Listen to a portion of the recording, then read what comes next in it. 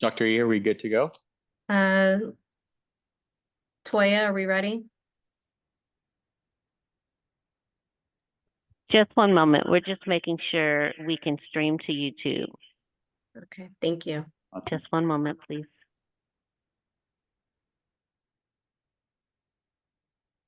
Well, happy Friday's Eve, everyone.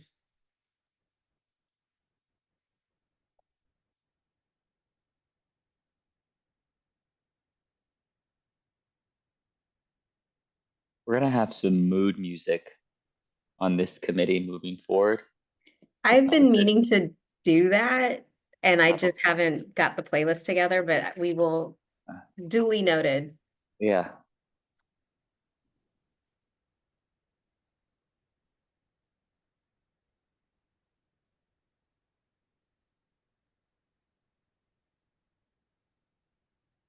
Oh, John has offered to perform.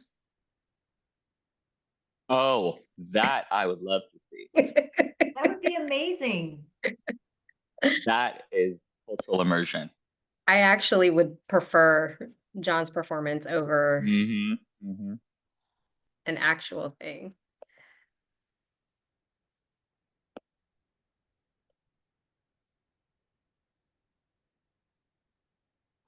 I now only perform for my children and my dog, since neither can talk back to me. Actually, that's not true. All worthy audiences.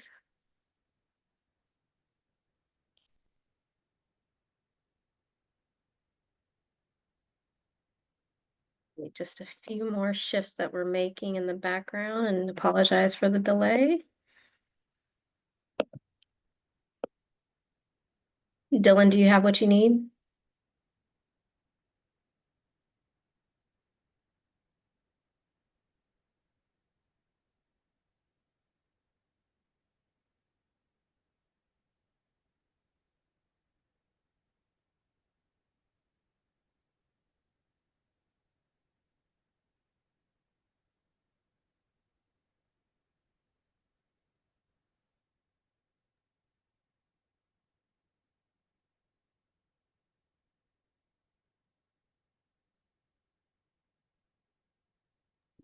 Just one moment, please.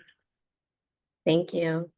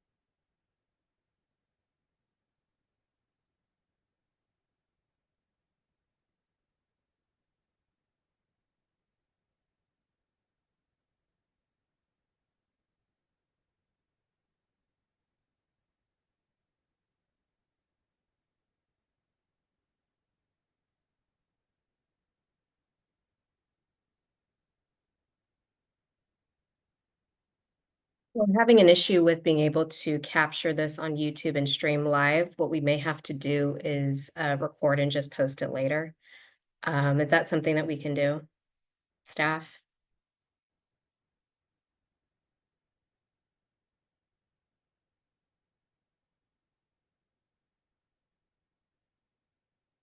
Can I get a verbal yes or no? I mean, I'm seeing it. yes, we can upload. Yeah. So as long as we can upload, so why don't we go ahead and broadcast and we can make that announcement.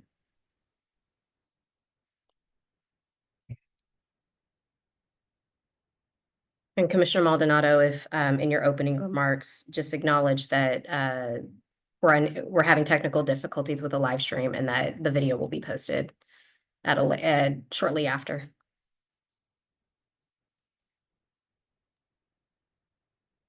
copy that. Thank you. And staff, I'll wait for you to say get started.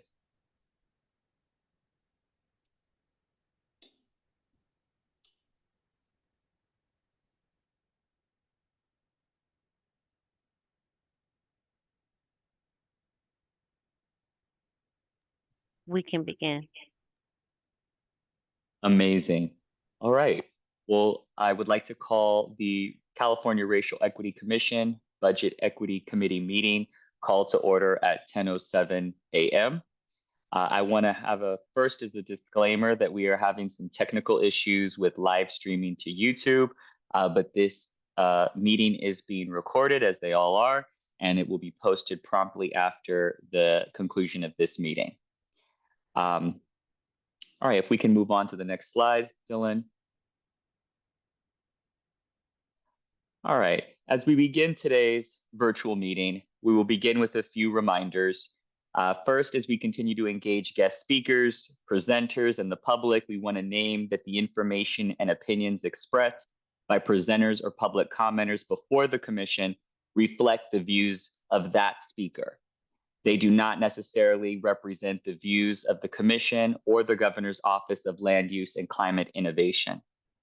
Additionally, as a public body, public comment is critical to the work of the commission as we allow public input at all meetings. However, we stand united with other Californians in condemning hate and recognizing the harms that hate causes. A hate act is a hostile expression or action committed in whole or part because of a person's actual or perceived identities, characteristics, including race, color, disability, religion, national origin, sexual orientation, or gender, and that includes gender identity. And this is all and because of the person's protected group.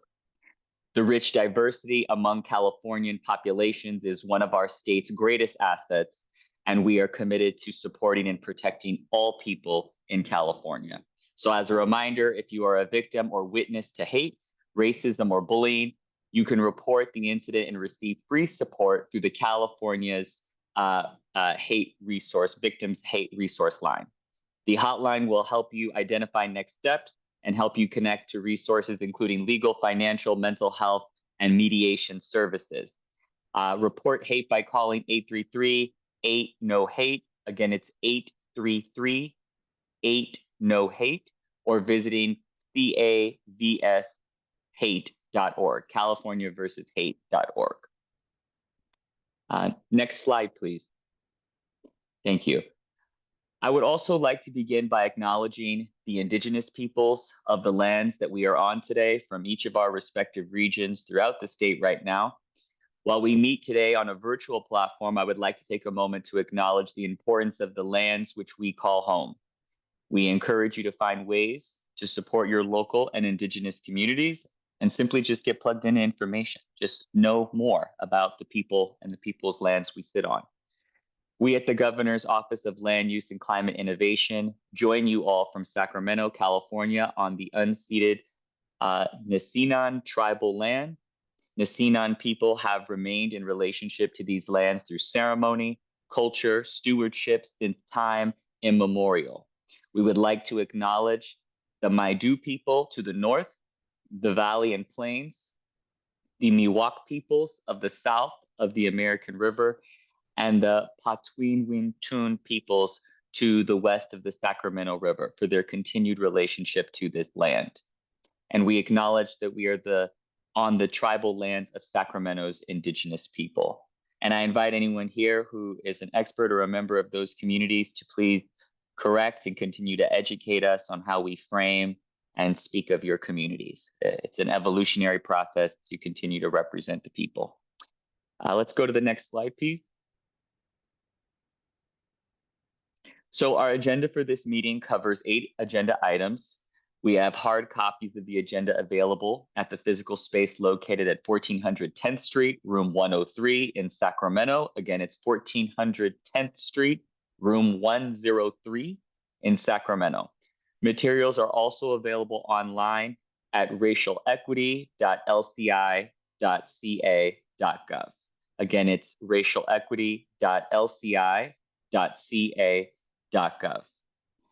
Dr. Estes? Thank you, Commissioner And- Maldonado.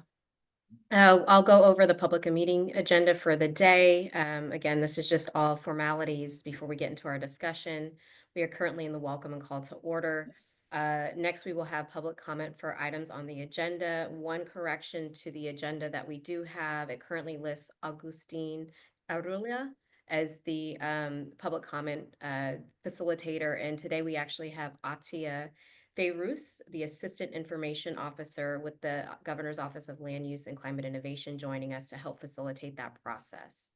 Our consent agenda item includes the approval of the minutes from May of 2024. We will have a presentation from Chris Haney on the California budget process, a conversation with Sarah Lawton of Race Forward on budget equity tools, and conclude this meeting with some facilitated conversation led by our facilitator, Joyce Chow.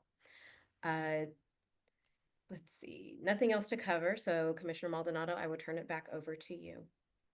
Yes, and I'm going to turn it right over to Atia Feiruz, Assistant Information Officer of the Office of Land Use and Climate Innovation, who will lead the roll call to establish quorum and provide an overview of the public comment process. Thank you so much. To get started with the roll call, I'll start right now. Commissioner Virginia Hendrick. Atia, this is a committee meeting, and so our commissioners should be specifically listed on the back page of this script. Okay. I'm so sorry, Dr. Estes. I have a script already. Do I just, or is it a different one? So this is the Budget Equity Committee meeting, and we have specific membership to that meeting, and Virginia is not on this committee. Okay, got it. So on the back of the script that we have, you have the commissioners' names and their phonetic spellings. Okay, give me one quick second.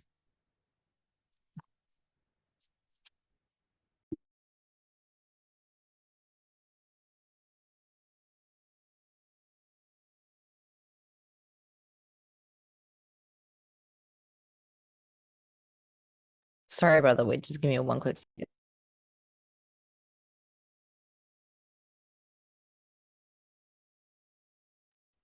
Actually, staff, if we could make a note too, I usually prefer that when we have this, you actually list all the commissioners' names in the slides. So for even this purposes, we should also have some slide that shows open call, and then you have a list of all of the commissioners on the slide. We can definitely make that change. Thank you, Commissioner Maldonado.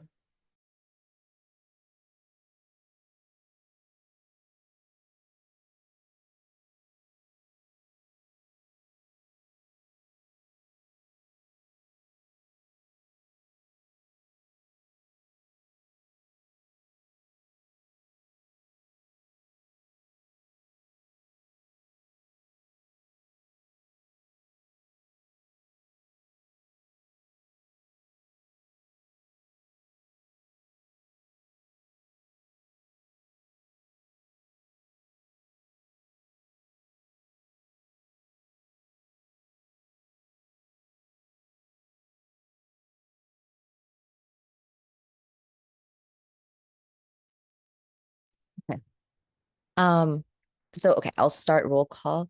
Commissioner Candace Bowles. Present. Thank you. Commissioner John Kim. Present. Commissioner Gabriel Maldad. You got Maldad. it. You got it. That's okay. Maldonado, present.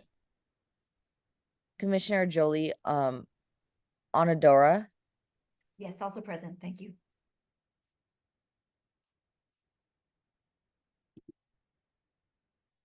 Thank you. We have 3 out of 4 commissioners here with us today. We have achieved quorum.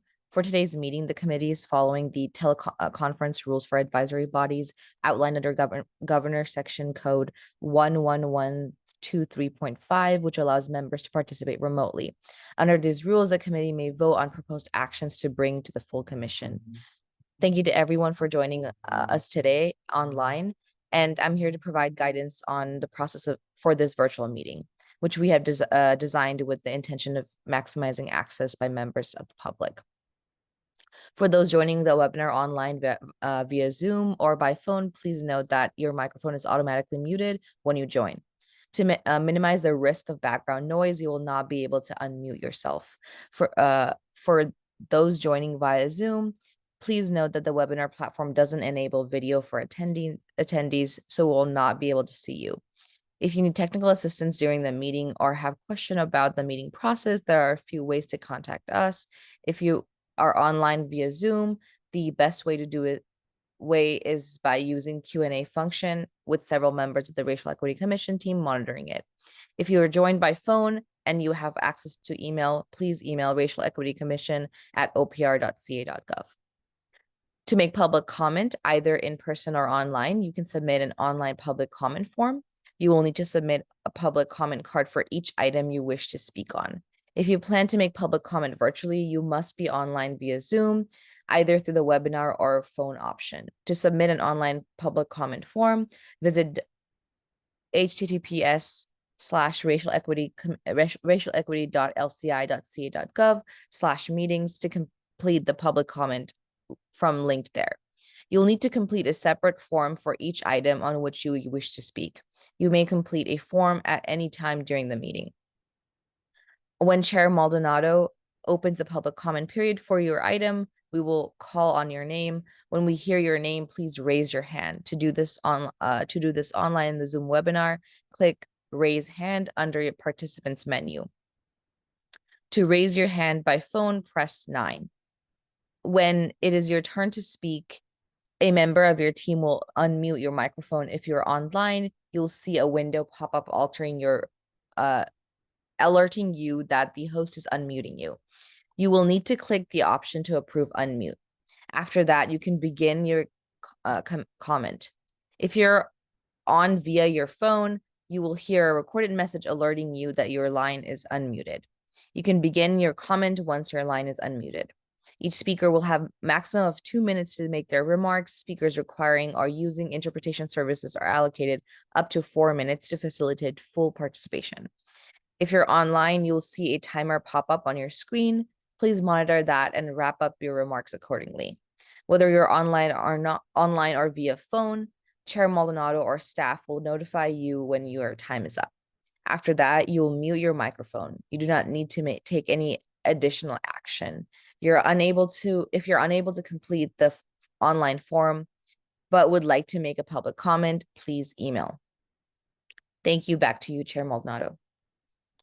Chairman, if I may interject, I want to acknowledge that all commissioners on this committee are present and that it's 4 out of 4, so we're correct on the record for our minutes.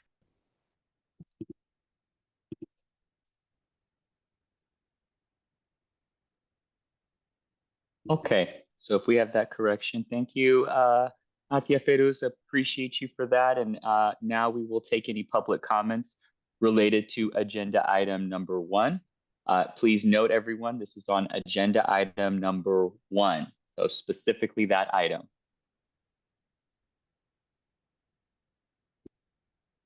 At this time, we don't have anyone for public comment on this agenda item. Okay, perfect. Okay, so before we move on to the rest of our agenda items, we will first take any public comments not on today's agenda item. Do we not have any at all? No. We're moving along. So the public comment period for items not on this is over. Let's see. We will now transition to agenda item number 3, the consent calendar for this meeting, which includes the approval of the May 9th, 2024 meeting minutes. Are there any comments, questions, or discussions from the commission? No, I make a motion to approve the minutes. My second. Okay, motion was submitted by Commissioner Onodera and seconded by Commissioner Kim. All those in favor, please say aye. Aye. Aye. Any nays? Any abstentions? The motion passes.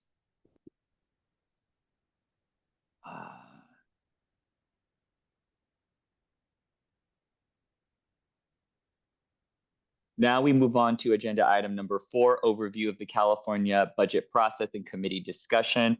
For this discussion, we are joined today by Chris Haney. If I pronounced that correctly. Okay, perfect. Executive Director of the California Budget and Policy Center. Chris will be sharing information with the committee on the California state budget process. So Chris, thanks so much for being here and to share your insights with us. We'll welcome you up to the stage. Thank you very much. It's an honor to be here with you all today. I appreciate the invitation to talk about the state budget process. This is something my organization does often as a public service for groups around the state, for new staff in the legislature, new staff in state agencies. So I'm going to be sharing a presentation we call Dollars and Democracy, an introduction to the state budget process, and walking you through various elements of that. We'll start with the next slide.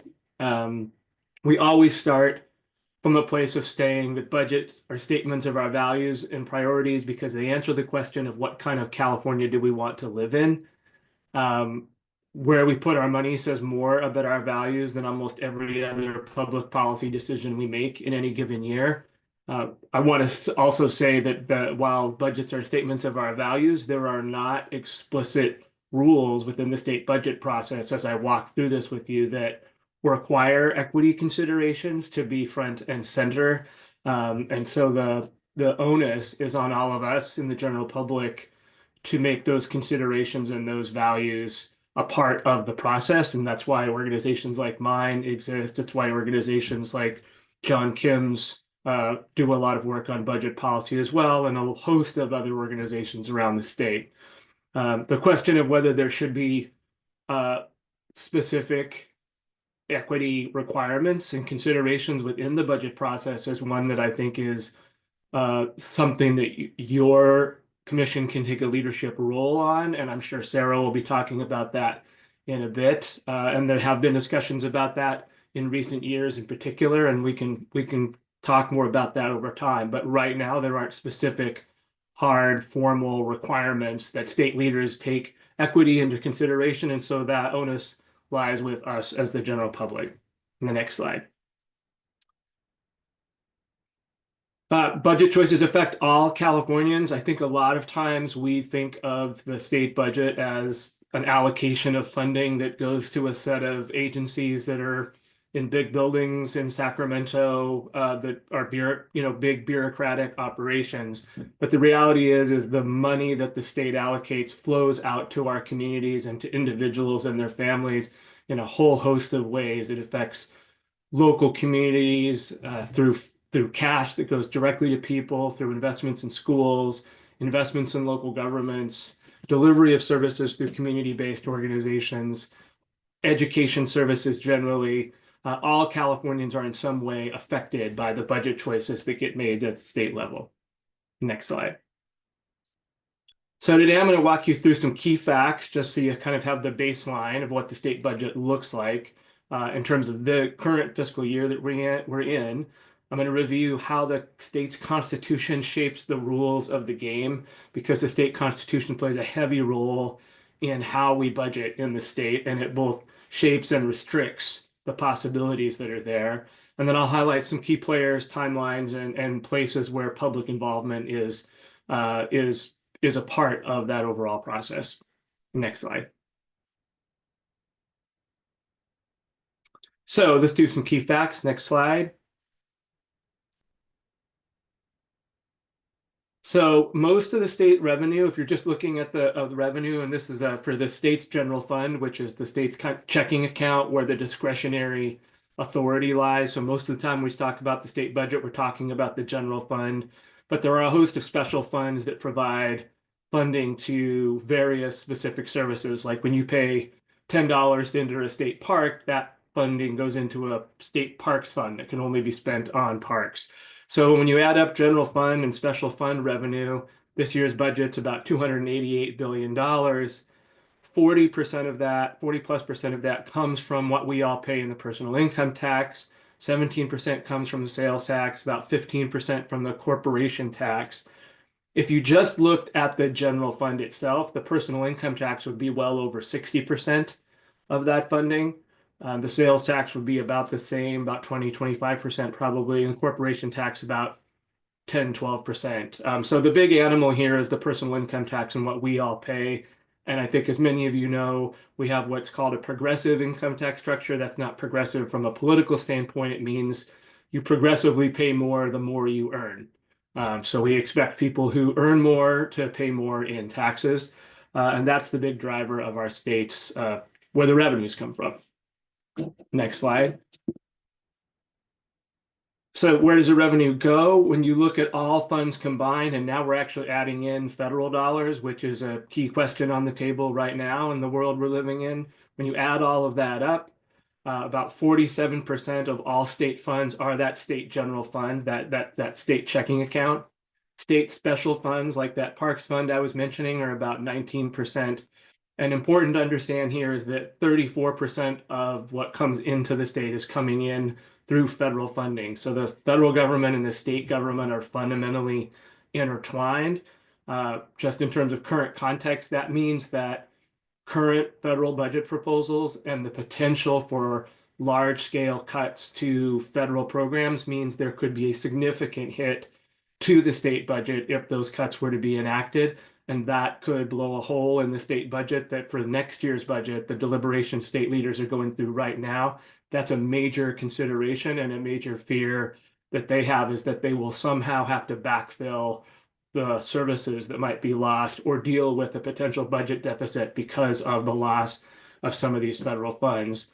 And to give you a sense of that scale, the next slide shows you the federal funding and where it gets allocated, or where it's primarily coming in. So we'll go to the next slide. Oh, I guess that one's not there. Well, so let me just go back and say a little bit about the where the federal funds are going in. So about 75% of those federal funds that are coming in from the federal government go for health and human services. So that's coming in to support things like Medicaid, or what we call Medi-Cal, which is healthcare for low-income households and people with disabilities. It's for things like food assistance programs and CalWORKs or TANF, which is a sort of cash assistance program. So the federal government is heavily involved in the health and human services side, and out of those federal funds, 2/3 of the health and human services funds come in for Medicaid. So the big animal there in terms of where the state's getting funds are for Medicaid. That's one of those areas for potential cuts that people are worried about right now at the federal level. And because of the scale of the funding, that's the biggest fear that state leaders are dealing with, which is that somehow billions of dollars will not come into the state, and that will result in millions of Californians losing their health care. The state budget also supports, of course, a broad array of public services and systems on its own and with those federal funds. So we'll go to the next slide. So when you look at the state dollars and how they're allocated, you'll see that for this year, about 40% of the money goes to health and human services. This is obviously that place where there's a lot of federal funding. About 27% is K through 12 education, and the third highest category is 8% for higher education, which is the UC system, CSU system, and California's community colleges.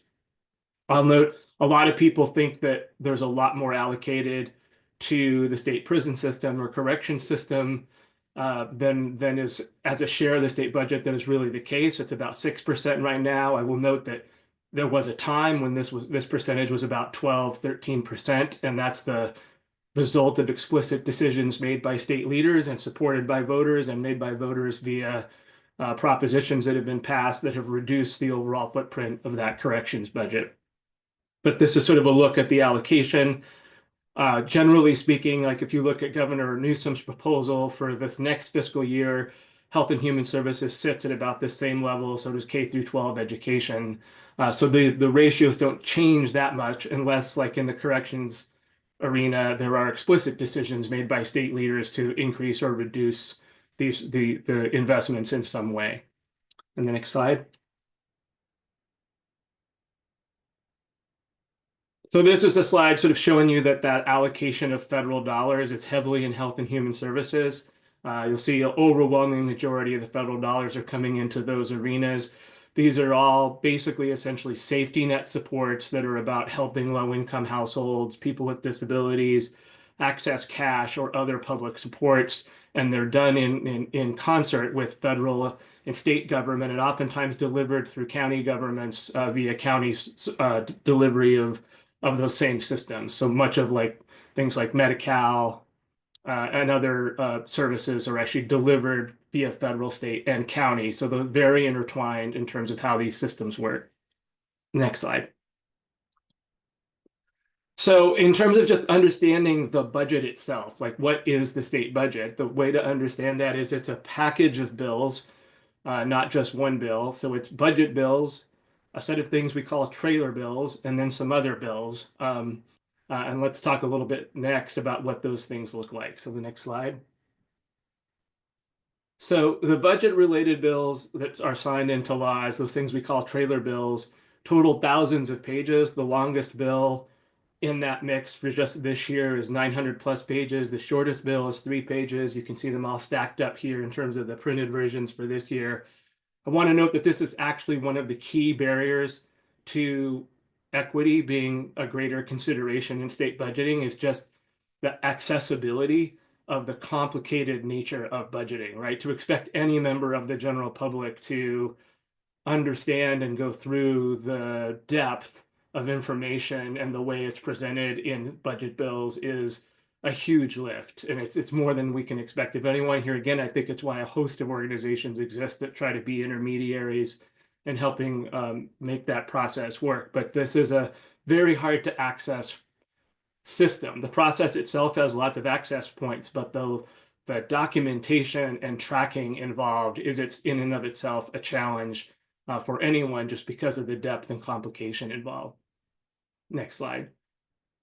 So what are budget bills? So the way to understand budget bills is that they are the bills that provide the appropriations. They're like the master bill at the top, and each house in the legislature has their own version of a budget bill. So the governor comes out with his proposal, the legislature reacts by each creating in each house a budget bill, and budget bills provide appropriations or individual line items in the budget, and they authorize state agencies to spend money from the general fund or from specific funds for those purposes. So that a budget bill says, oh, we want to spend $10 billion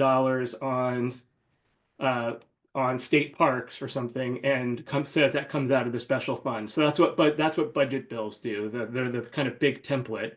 They don't necessarily tell you how that money will be allocated or how it will be implemented. The budget bills move through the Assembly and the Senate budget committees, and they move through underneath that a set of budget subcommittees that are by policy issue area. So there'll be a Health and Human Services budget committee, or there'll be a judicial system budget committee, or one on infrastructure and transportation, or as the case may be. So you can track individual proposals in areas you care about by working through the information coming out from the subcommittees. These budget bills are majority vote bills. They can be passed by a simple majority of each house. I'll say a little bit more about how that's changed in the Constitution in a bit. Next slide. So there are also two kinds of budget bills. The one that we always sort of pay the most attention to is the Budget Act. This is the one that the legislature enacts, hands to the governor gets to sign or veto. But there are a set of what are inside Sacramento terms called budget bill juniors. These are essentially when, after they've enacted a budget, they go back in and they amend some of what's in that initial budget act. And so they have additional budget bills that sort of add on things as needed, because we oftentimes learn new things after we start a new fiscal year on July 1st, or something changes with revenue collections and they have to make changes to allocations, or sometimes they just don't get all of the work done on the trailer bills that are the implementation bills, and those details get added later. So there are, even though we enact a budget by July 1st, there are still budget process issues that go forward for the next couple months thereafter, and that's where you see these budget bill juniors pop up. Next slide. So what are trailer bills? You've heard me mention this a couple of times. Sometimes people call them budget related bills. So unlike the budget bills, which are the allocation mechanism, the trailer bills make the changes to the state law that are required during by those appropriations, and they contain the details about how the money is supposed to be allocated, who allocates it, how it gets implemented. These also move through budget committees. They get organized here again by policy areas like housing or health or infrastructure. And here again, these can generally be passed by a simple majority vote. So oftentimes what happens this time of the year is we get the big budget bills coming out from the two houses of the legislature. And then some of the details start to emerge in trailer bills that get attached to that. Oftentimes, though, those trailer bills are actually just placeholders without any details yet, because that's what they're going to be working through in the months ahead. And so we sort of, those of us who are tracking this, kind of sit around and watch and wait to see when the details drop into trailer bills so that we can then figure out, what we think about that, whether we want to weigh in about it, and whether advocates and others, need to be organizing to try to affect those trailer bills in some sort of way. Next slide. So let's talk some also about the Constitution and how it shapes the process and the rules of the game. One of the things to understand about the state's Constitution is, unlike the federal Constitution, which we very, very rarely ever change in this country, the state Constitution is something that we mess with all the time. Every election, there's some kind of proposition or ballot measure that has some set of constitutional changes that might be involved. And that is very much true when it comes to things that affect the shape of the state budget process. Next slide. This just gives you a quick sampling. I'm going to tell you about some of these things in the next few slides, but just gives you a sampling going back to 1978 of some of the ways the state budget process is affected in significant ways by things that happen via ballot measure. Major one, of course, Proposition 13 in 1978, which restricted the ability of local governments to increase property taxes and really capped the ability of local governments to raise revenue, resulted in the state actually backfilling that in order to prop up the funding of education, and that has had a major legacy in terms of how it's affected state budgeting. I'll talk about Prop 4 in a couple of minutes. Prop 98 in 1988 requires a minimum funding level for K through 12 education and community colleges. That also has a major impact on the budget because it essentially says first in line are K through 12 and community colleges and sets a minimum funding level that's done by formula. So state leaders don't really have a discretion to move that needle very much. And then a set of other things. I'll talk about Prop 25, 26 in a little minute. Prop 2 in 2014 created a formal rainy day fund that requires the state to set aside a percentage of funds in every year's budget for saving for when there are potential downturns or other needs. Prop 54 in 2016 set aside a percentage of the state budget essentially for healthcare. And Prop 55 in 2016 extended and increased a set of income tax rates for those highest income households that produced additional revenue for the state that has helped fund education and a host of other services. So just gives you a sense of just the many ways that we actually regularly engage in changing the budget process or impacting it through constitutional changes. Next slide, please. So there are a set of dates that are actually, some are in the Constitution and some aren't, that actually guide this process. So two are in the Constitution. The first is that the governor has to, by or on or before January 10th, has to propose a budget or a spending plan for the next fiscal year that would start on July 1st. So the governor gets the first bite of the apple here constitutionally. The Constitution also requires that by June 15th, the legislature has to pass their budget bill, an agreed upon bill between both houses for the next fiscal year. So those two parts are in the Constitution. There is a statutory piece, a state law, that operates somewhat similarly, but isn't in the Constitution, that requires that the governor release a second version of their plan by May 14th. So we sort of work on this timeline of January 10th, the governor's budget comes out, legislature then works for 4.5 months on their responses and their proposals. Governor reacts to those by having his own second version of the plan. Legislature works very quickly again in a few weeks and enacts their version of the budget by June 15th. And the governor then gets to sign or veto certain elements of that budget in order to enact a budget by July 1st. I want to say a little bit about that veto process. The governor can't increase any funding or add new programs after the June 15th. He can line item out certain dollar amounts or certain programs that the legislature proposes if they so choose. That has not been very common in recent years, but that is the power that the governor has. And I want to share that just to reinforce the power that the governor has in this process. The governor gets to make the first proposal. The governor gets a chance to make a secondary proposal. And at the end, the governor has this veto authority, which puts a lot of budget process power in the hands of the governor's office relative to the legislature. Next slide. So one thing to note, this is one of those things that we changed in the Constitution, is that legislators, as of 2010, via Proposition 25, approved by voters, legislators face financial penalties if they miss the June 15th deadline. Since we put this measure in, legislature has never missed the deadline, and we have always enacted budgets on time. Which was not the case in the years prior. There were many years in the years before that when state budgets were not enacted by July 1st, and the process would float into July or August, which was bad for things like paying vendors and community-based organizations and making sure public employees were paid.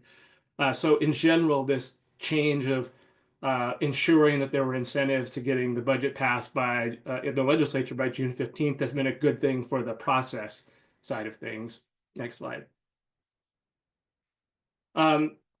Proposition 25 also said that budget bills and most trailer bills can be passed by a simple majority vote of each house. So that also was a significant process help. Prior to that, it took a 2/3 majority of the legislature to actually pass a budget, which was a very high threshold and made it very easy for smaller groups of legislators to block the ability of the majority to pass a budget. So we've been, generally speaking, been more able to pass budgets effectively and on time because of Prop 25 that was passed now 14 years ago or 15 years ago.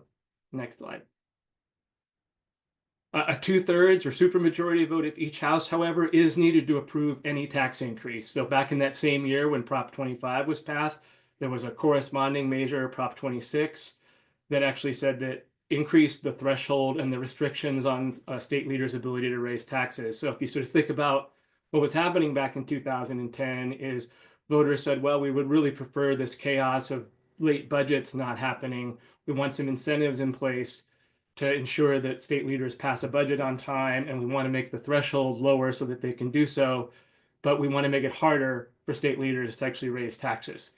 I want to say this is a key equity consideration in the state budget because it makes it harder for the revenue side of the equation to be available to make needed investments. And if you think about the ballot measure process where it takes a simple majority of voters, it often means that what happens is we choose to do tax policy through ballot measures rather than through the state legislative process, which is not necessarily the most ideal way to be budgeting. And it means that state leaders can't align values on the spending side with values on the revenue side. So this restriction is one of those governance changes that has been very restrictive in terms of what it's meant for budgeting over the last decade plus. Next slide. There are a few other budget formulas to know about in the state constitution. I mentioned Prop 98 earlier, the minimum funding guarantee for K through 12 and community colleges. Prop 2, which sets aside a percentage of revenues for paying down debts and for basically a savings account for when there are downturns. And the other one to know about is Prop 4, enacted in 1979. It was basically put forward by the same folks who brought us Prop 13 in 1978. And it actually puts a spending cap on the state, restricting the growth of what the state can allocate in terms of the growth of tax proceeds. It's something that we tend to hit when revenues go quickly. And what it means is that state leaders, if they go over the cap, they're restricted in what they can use the funds for. So they either have to give tax refunds to Californians or they commit a portion of the additional funding to education. So this is another one of those restrictions that when we hit this cap, state leaders don't have as much discretion over where they can make investments. The next slide. So let's talk next about some key players, a timeline, and how to get involved. This is probably not going to be too much news to most of you who follow this close enough that you know who the key players are, but let's just walk through sort of how this works. Next slide, please. So obviously, the governor, Gavin Newsom, in this case, plays a major role. As I said, the governor has a lot of power in the state budget process. Insiders sort of talk about the big three in this process because eventually in that May 14th to June 15th arena or dates, the three big leaders in the state have to get together to reach a budget deal in order to enact something in the legislature by June 15th. So the Senate Pro Tem, currently Mike McGuire, and the Assembly Speaker, currently Robert Rivas, basically go into a room with the governor, the Department of Finance on the administration side, the Legislative Analyst's Office on the legislative side, and they hammer out the final details of whatever they haven't agreed to previously. Of course, the other player here is the public. There are a host of access spots, particularly through the legislative process, those subcommittees and hearings, and ways that the public can access and have their voices heard.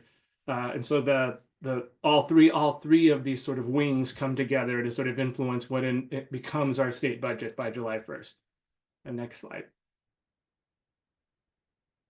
The governor, as I said earlier, has the lead role in crafting the budget. That January 10th deadline has that first bite at the apple, as I was saying. Next slide. And that happens through this whole process, right? The proposed budget on January 10th. There's an example of the governor's budget summary. It's usually like a 200-page summary document, which tells you what their major policies are. They come out with a version of that in May 14th, and then they have a final version that comes out after they've enacted the budget in late June. You can see on the right here, this is where what the state's Department of Finance website looks like, and they always have all of these documents loaded there in terms of both the summary level and then some detail. So those are major resources people can access in order to understand at least what's in the governor's proposals and the enacted budget. Next slide. The legislature has their role in reviewing all of that. The major source of information for them is the Legislative Analyst's Office, which is essentially the budget office of the legislature. They're nonpartisan. They're widely respected for the quality of their analysis, and they provide information to everyone in the legislature, regardless of party, about what the governor's proposals or legislative proposals would mean, both in terms of costs and in terms of populations that might be impacted. Next slide. Key players there are the budget committee chairs. So in the Senate, that's the Senate Budget and Fiscal Review Committee Chair, Scott Wiener. In the Assembly, that counterpart is Jesse Gabriel. And the legislative analyst, the head of the Legislative Analyst's Office is currently Gabe Pettick. And the staff of 40 or 50 folks there that actually help the legislature work through this. So those are sort of the other folks that are major players or power players in how the final budget gets set. Next slide. This just gives you sort of an example of what some of these subcommittee hearings look like. All of this information is available online. You can find it on the Senate and Assembly websites. That it's broken down by committee. Their agendas are available. Their hearings are broadcast. There is, like in this meeting, there are opportunities for public comment. Sometimes it's in person, sometimes it's in person and online. It sort of depends on the House and on the process. Just to give you a sort of sense of like, this is how the process works. Next slide. And then members have a whole host of ways to make their voices heard in this process. And I'll give you a few examples here in the next slide. So you can support or oppose with letters or emails that get sent to the budget committees and online portals. This can also happen through your support you express to your own legislative leaders from your districts. You can provide comment at budget subcommittee hearings. There's always at least one public comment period. There are time limit restrictions like with any public meeting. And there are sometimes online versions, so you don't necessarily have to be in person in Sacramento in order to do this work. You can also, through your outreach, you can actually express interest in being able to provide testimony, particularly expert testimony at budget subcommittee hearings. They typically include some kind of invited testimony from various advocates. There are also sometimes just open public comment periods later as part of the process where you can also provide perspective on things. So the public can access particularly the legislative part of the process as we go through this. The next slide. So one note I want to make here is to influence budget decisions. It really behind the scenes is about building relationships with the policymakers, which often doesn't happen because we all have strong relationships with an elected official themselves, but it happens oftentimes through the outreach and the relationship building that happens with their staff. And that's something to think about doing year round, because one of the things we like to emphasize is that even though the process looks like it's primarily about January 10th through June 30th, the budget process goes on year round, which you can see a little bit of in the next slide. So there's a really big part of the budget that if you want to successfully get a proposal that matters to you into the budget process, that the work with staff, both agency staff, administration staff, legislative staff from July to December is a really key period, because after they've enacted a budget, there's not much of a break. The governor's office immediately starts crafting the budget for the next year and asking agencies for proposals. That process works throughout the fall. The legislature starts crafting their own ideas for what their budget will look like. So if you're an advocate out there and you're trying to get your proposal into the process here, if you can get your proposal adopted by an agency, and it's one of the things that gets forward into the governor's budget, where you can get your proposal into the legislature's proposal, you have a much larger likelihood of your proposal going forward than if you're just doing it in reaction after January 10th, or if you're doing it as part of legislative hearings. So the July to December period, even though it's quieter, ends up being a very key time for budget advocacy. And next slide. So all of this, this is sort of a kind of 101, 30,000 foot level. We actually have something on our website called the Budget Academy, where we've got a lot of things about the lingo and terms. We've got resources you can use. This presentation, we've got some explainer videos on how the process works, some infographics. So if you're looking for more detail and just a place to go to regularly, just want to sort of advertise that as a potential resource. And then just to sort of close us out here, next slide, just want to come back and emphasize that where we started, which is the questions about budgets are about what we want the budget to look like, what are our values, what should it reflect, what kind of California do we want to live in. It's a technical process, it's a complicated process, it sometimes feels hard to access, but it's the most important public policy decision we make as a state every year, because it's where we put billions and billions of dollars of funding, and it affects communities and individuals across the state.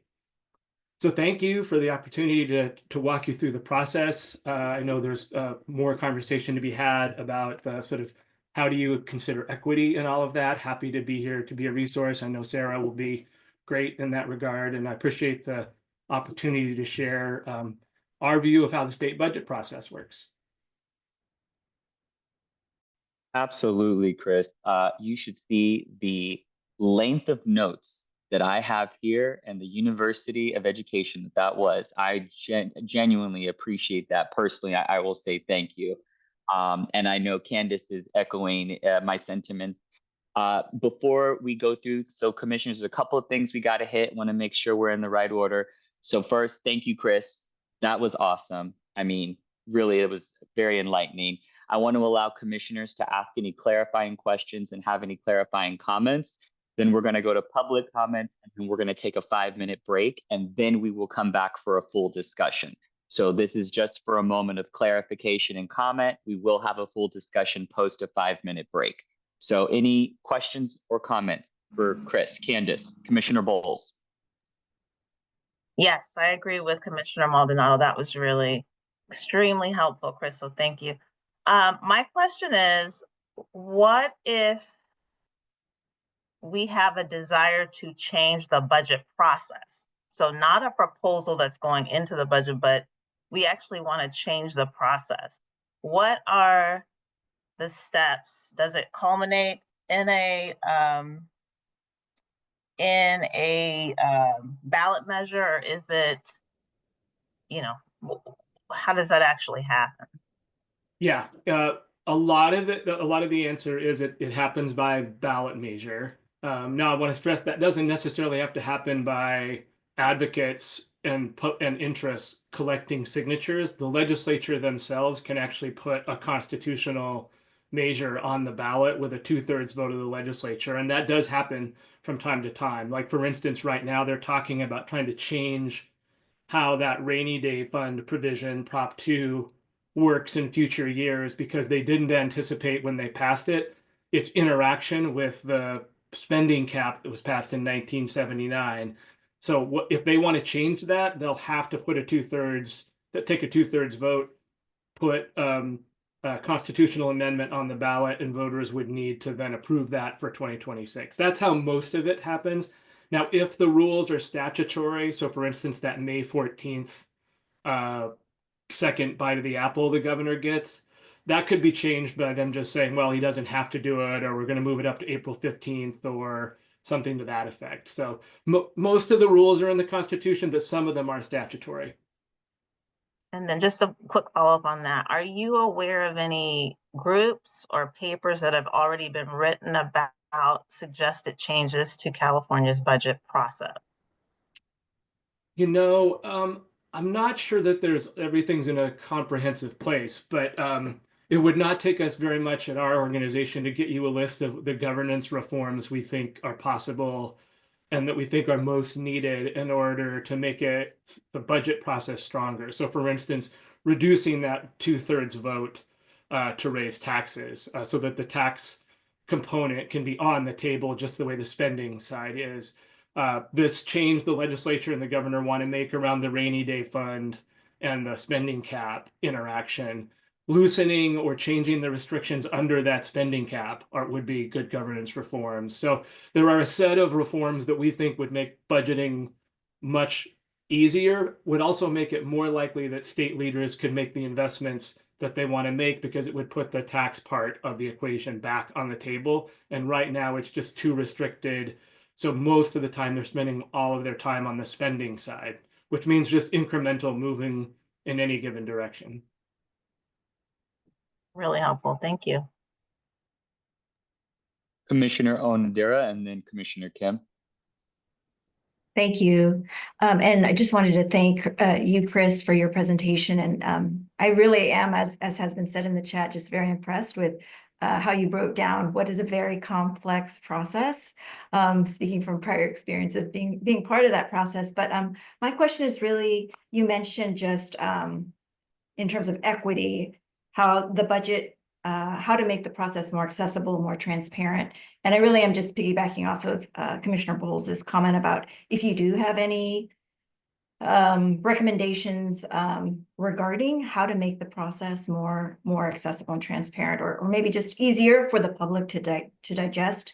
And this would be separate and apart from doing anything that would require statutory or constitutional changes. Yeah, well, I do think that, COVID-19 had a big effect on how the public can access the state budget process. We went through a period where the legislature themselves couldn't even be in the state capitol, right? So some things went online, and then as things started to kind of open up, they went back and were hybrid. Some good things came out of that, like the public's ability to access the budget process by not having to be in Sacramento.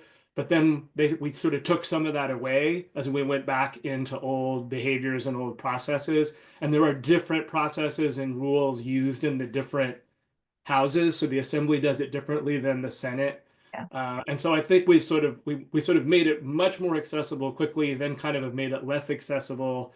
So I think, probably revisiting like what's the best way to allow the general public to access the budget.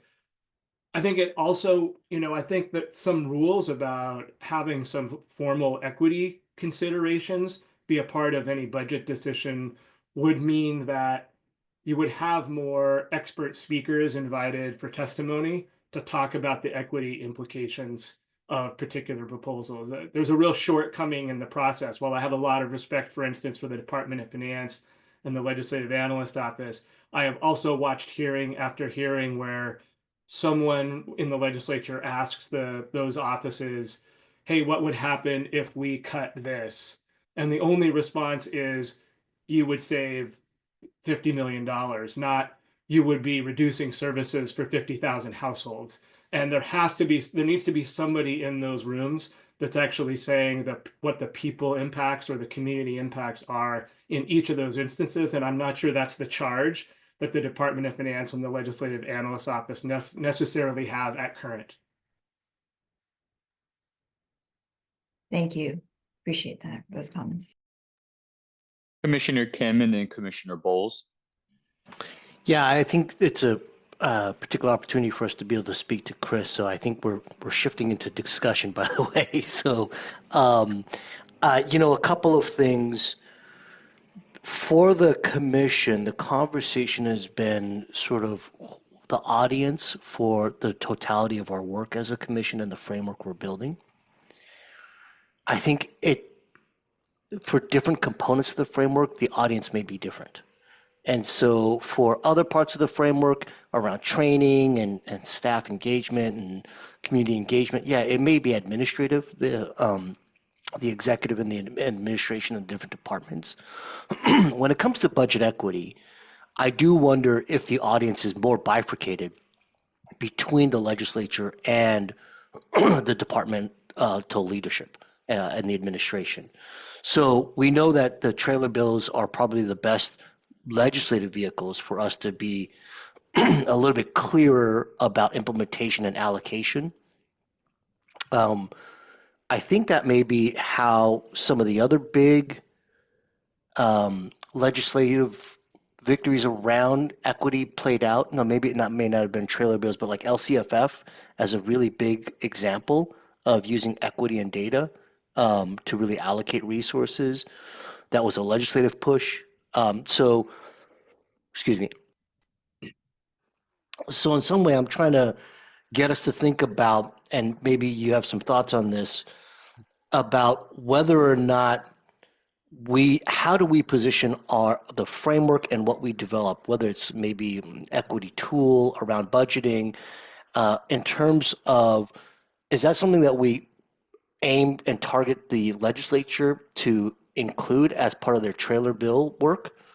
Or do we predominantly focus on, departmental staff to implement it, departmental leadership, or is it a combination of both? And I'm partially lifting that as a provocation for the commission and the committee, as well as to open up for any comment you might have, Chris. Yeah, I mean, I'll respond quickly. I think it's probably both. I think it is more, there are often, like with non-budget bills, most legislatures across the country have, requirements that like a general policy bill, not something that moves separately, has to have a financial impact statement. And I think there are models out there of having something like an equity impact statement that could be associated with budget bills. That would be a kind of formal structure that might help some, but I don't want to oversell that. I suspect there's more growth and advancement that could happen via that administrative approach. I know, for instance, that the Department of Finance is actually going through a process of investigating how it could incorporate equity into all of its work, and we were sought out as advisors about that. I don't know where that process and that journey for them is, but they are investigating that as a consideration that they know they need to take on in a greater way. And so authorizing them to take a more aggressive, and faster stance on that might be something that would be good. Because I think if it was ingrained within the folks who are actually running the mechanics of the process, that would probably be stronger than like the kind of crude nature of having like a single sentence at the end of a budget trailer bill about an equity impact, which might get used well sometimes, but might also just sort of be not used, kind of a quick glance that's not really adequate in many instances. Or do we go more upstream from trailer bills, right? So for example, when it came to building out the safety net for immigrants, there was more policy legislation that was passed, and then some of the budget work followed. Is that sort of the path? And can you speak a little bit about how we are able to layer in new components of the safety net for immigrants in this regard. And Chris, Yeah, before yeah. you answer that question, Chris, I just want to note to my colleagues, we are already 5 minutes into the next item after our break. So I'm going to cut our break down to 5 minutes. And also we're going to limit post-break discussion so that we can also stay on task. So, but Commissioner Bowles, after you can go ahead and ask your question after Chris finishes. Chris, please go ahead and answer. I'll just answer that quickly. Yes, you can sometimes get the advance done through the policy process separately, which is its own separate process that runs January to September. And then sometimes that means you don't get the budget allocation with it, but then you can work it through the budget process. I will say it has been hard to do that under Governors Brown and Newsom, who have tended to use the budget process as their policy vehicle and their policy process. They've tended to limit things that have budget impact and force people to move them through the budget. But it is possible for wins to happen that way. Thank you. And Commissioner Bowles, I'd like you to ask so that we can limit post discussion. So go ahead, please ask. Make it really quick. You mentioned earlier in your presentation that there are no rules for equity. Even before this recent attack on equity, I've been of the view that efficiency and ensuring that dollars are spent towards populations that need it are actually what the purpose of the budget and the funds are for. So I'm wondering if there is an assessment, a process whereby in evaluating budget proposals, there's consideration of need and where the dollars should be based on need for those services or whatever it is that's getting funded. You know, I think there is a lot of consideration about need and about equity that does happen via the process. I think there are a lot of subcommittee chairs and members of the legislature who take this very seriously, think about the populations affected. When I say that there's not much in the way of formal process by that, the critique is that it comes from a concern that that's subject to who's elected right now. And having those folks who do have those values in place may not always be the case. And so I think having some administrative, functional, formal way that this is happening, some requirements about it, so that it happens regardless of who's in power and the values of elected officials would be good for the strengthening the process in the long term. Right. So not basically relying case by case on a great committee chair, but potentially we could build out something that is more formal that gets layered in across more systematically. Thank you. Excellent. And then I had a question, and we also have to allow for public comments before we do our break as well. Chris, do you know how much of this can be handled at the administrative agency level and not just by the legislator and finance? Is there any easier mechanisms for accomplishing these same goals? I think some of it can happen at the administrative level. You know, it can become just practice, right? General practice that the Department of Finance or the Legislative Analyst's Office incorporate into how they're evaluating budget proposals.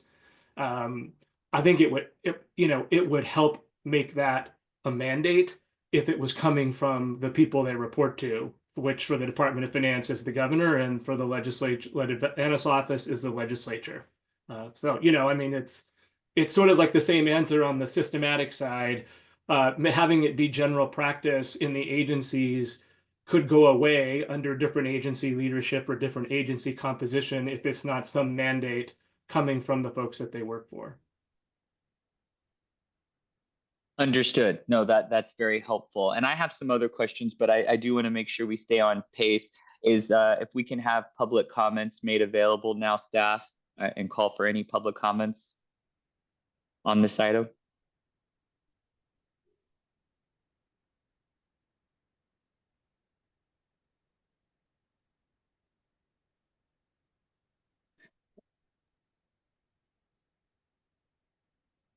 Are there no public comments for this agenda item? Commissioner Maldonado, staff is checking whether anybody sorry. submitted anything. Yes, give I'm us sorry. 1 second to check. No worries. No, I as have impatient energy. I'm sorry. No worries. As a reminder, you may submit a virtual comment card by visiting racialequity.lci.ca.gov/meetings and completing the public comment from link there. Members of the public joining from our viewing room today can also complete this form at the staff table in the viewing room. You will also need to submit a public comment card for each item you wish to speak on.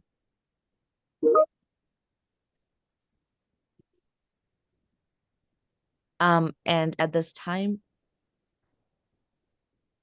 I believe we have one comment. Yes. So we invite the public to come off mute and give your comment.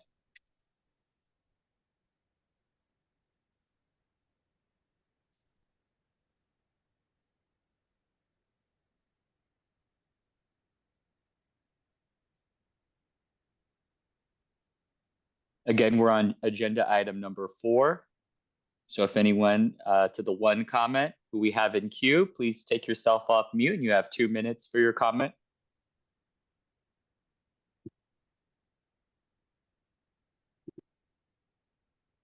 I believe it's Maria Barkat.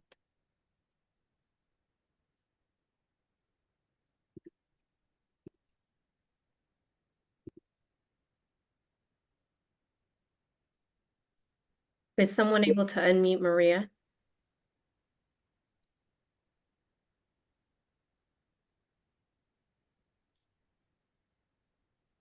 Yes. It may be host duty.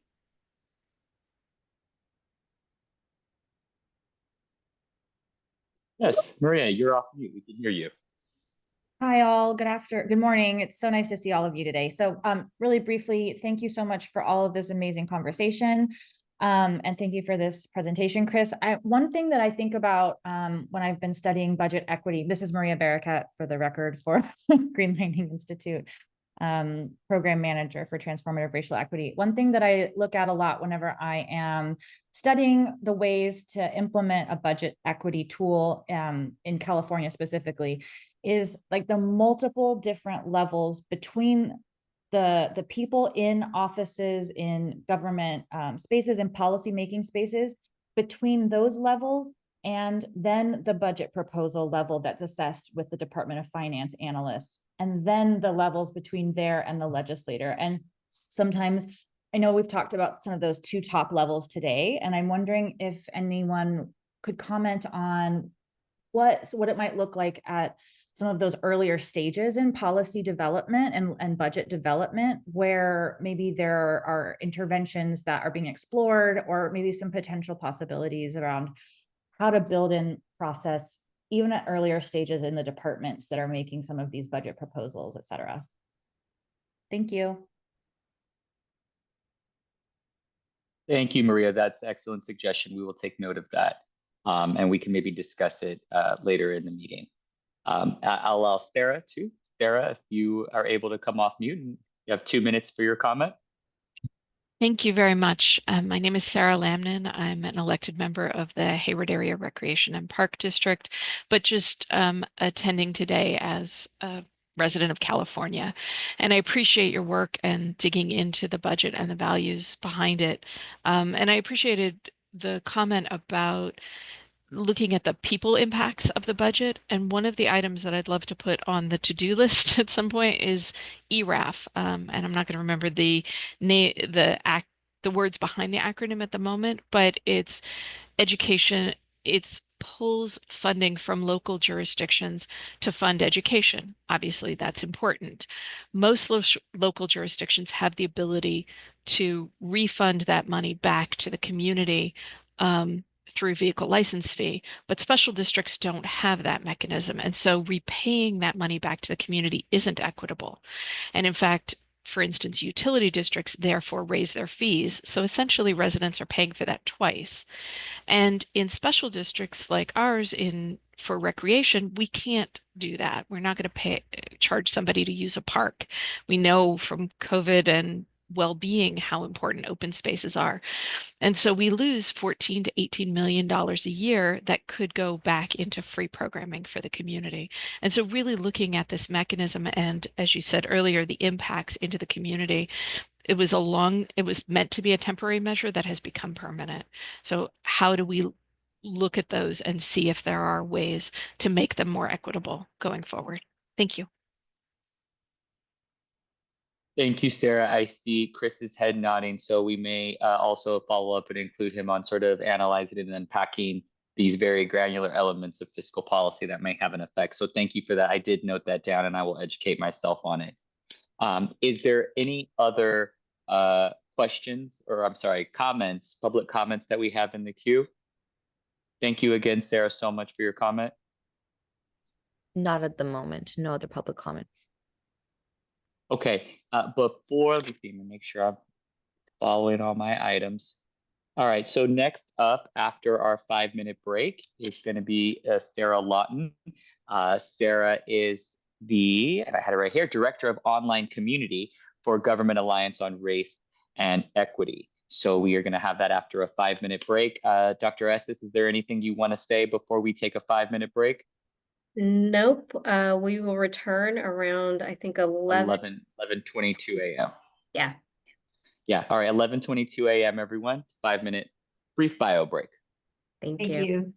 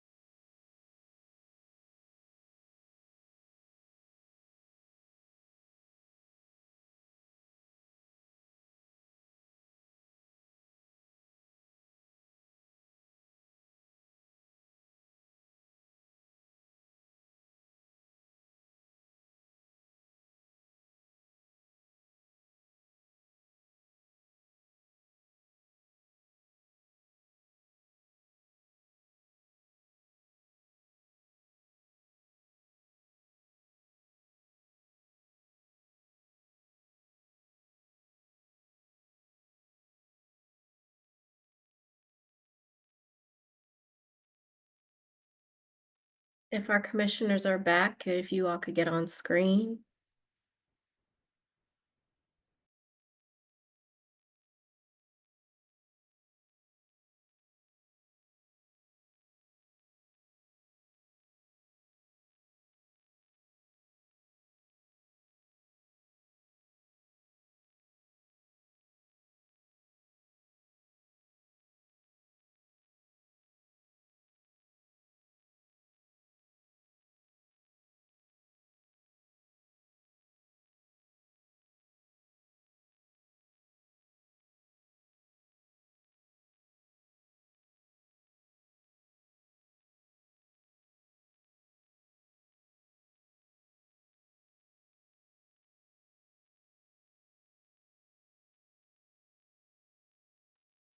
Commissioner Maldonado, I believe all your commissioners are back for this committee.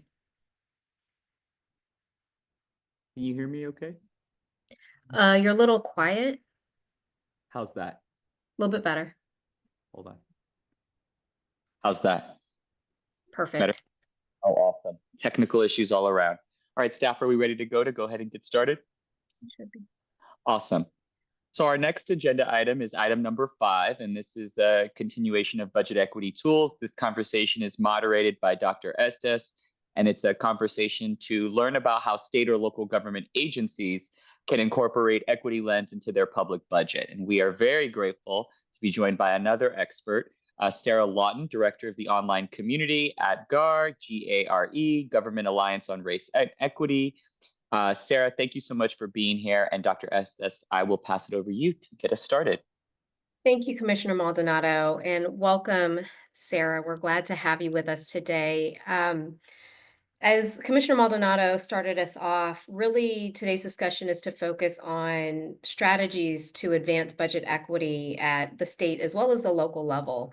How do we actually implement the processes that we talk about? We talked a lot about budget and kind of where the levers may be in the larger budget process, but there's strategies that are more explicit that we can look at and really identifying those pathways. As Commissioner Maldonado shared, our guest speaker today is Sarah Lawton, who serves as the Director of Online Community at GARE. And Sarah, you ensures that GARE's networks interactive online spaces build a sense of community and connection, fuel online discussion and generative exchange that help keep racial equity practitioners informed of innovation. Prior to joining Race Forward in 2020, Sarah was a neighborhood library supervisor in Madison, Wisconsin, where she led community-driven design process for a new library. She was also a library leader in the GARE network and a founding member of the City of Madison's Racial Equity and Social Justice Initiative. She also supported the development and implementation of racial equity training, community engagement strategies, and racial equity tools related to workforce equity, budget equity, and assessment of service and delivery. Sarah, we're glad to have you with us today. And if we could have Sarah and myself pinned to the screen so everyone can see us as we have a virtual dialogue here, that'd be great. So Sarah, starting point for creating equity within a budget can really take some practice. It is just not a one and done. What are some key components of a budget equity toolkit, and what part of the implementation process are often missed when incorporating the equity lens into the budget? Thanks so much. First of all, I just want to say thank you so much for the work that you are all doing as commissioners, as citizens, as civil servants, public servants, people in public service. It's just, I'm just very grateful for all of you. And it's actually inspiring and wonderful to be present in this community forum with you. So thank you for that. And I want to compliment Chris and his team at the Budget and Budget and Policy Center for just the clear efforts that are being made to explain the budget in plain language and to improve that process. And I think seeing that eye towards involvement and engagement is so important. So I'm excited to be here. I'm excited for the opportunity in California that you all have, as the state of California has really been, the local and regional jurisdictions in the state of California have been pivotal and impactful GARE network jurisdictions for many years. So, and I'm really here to reflect on that work of those like 15,000 GARE practitioners who are from, over 400 local and regional jurisdictions that have been developing these kinds of strategies, these more direct intervention points, and tools, and then they've been sharing them in our network for the past 10 years. And I think the power for us in being a social impact network and having that focus on transforming government to advance racial equity, and so that government works better for all, is that those who are doing the equity work rooted in their community, in their agencies, the people who are helping to develop and implement the programs that are being funded in a budget process can share and learn from each other's approach. And then those who are able to use policy documents to like fuel and kind of push that work forward can connect. So I'm really here in my capacity as director of online community, and I'm sharing as a synthesizer, maybe a curator. I'm a librarian.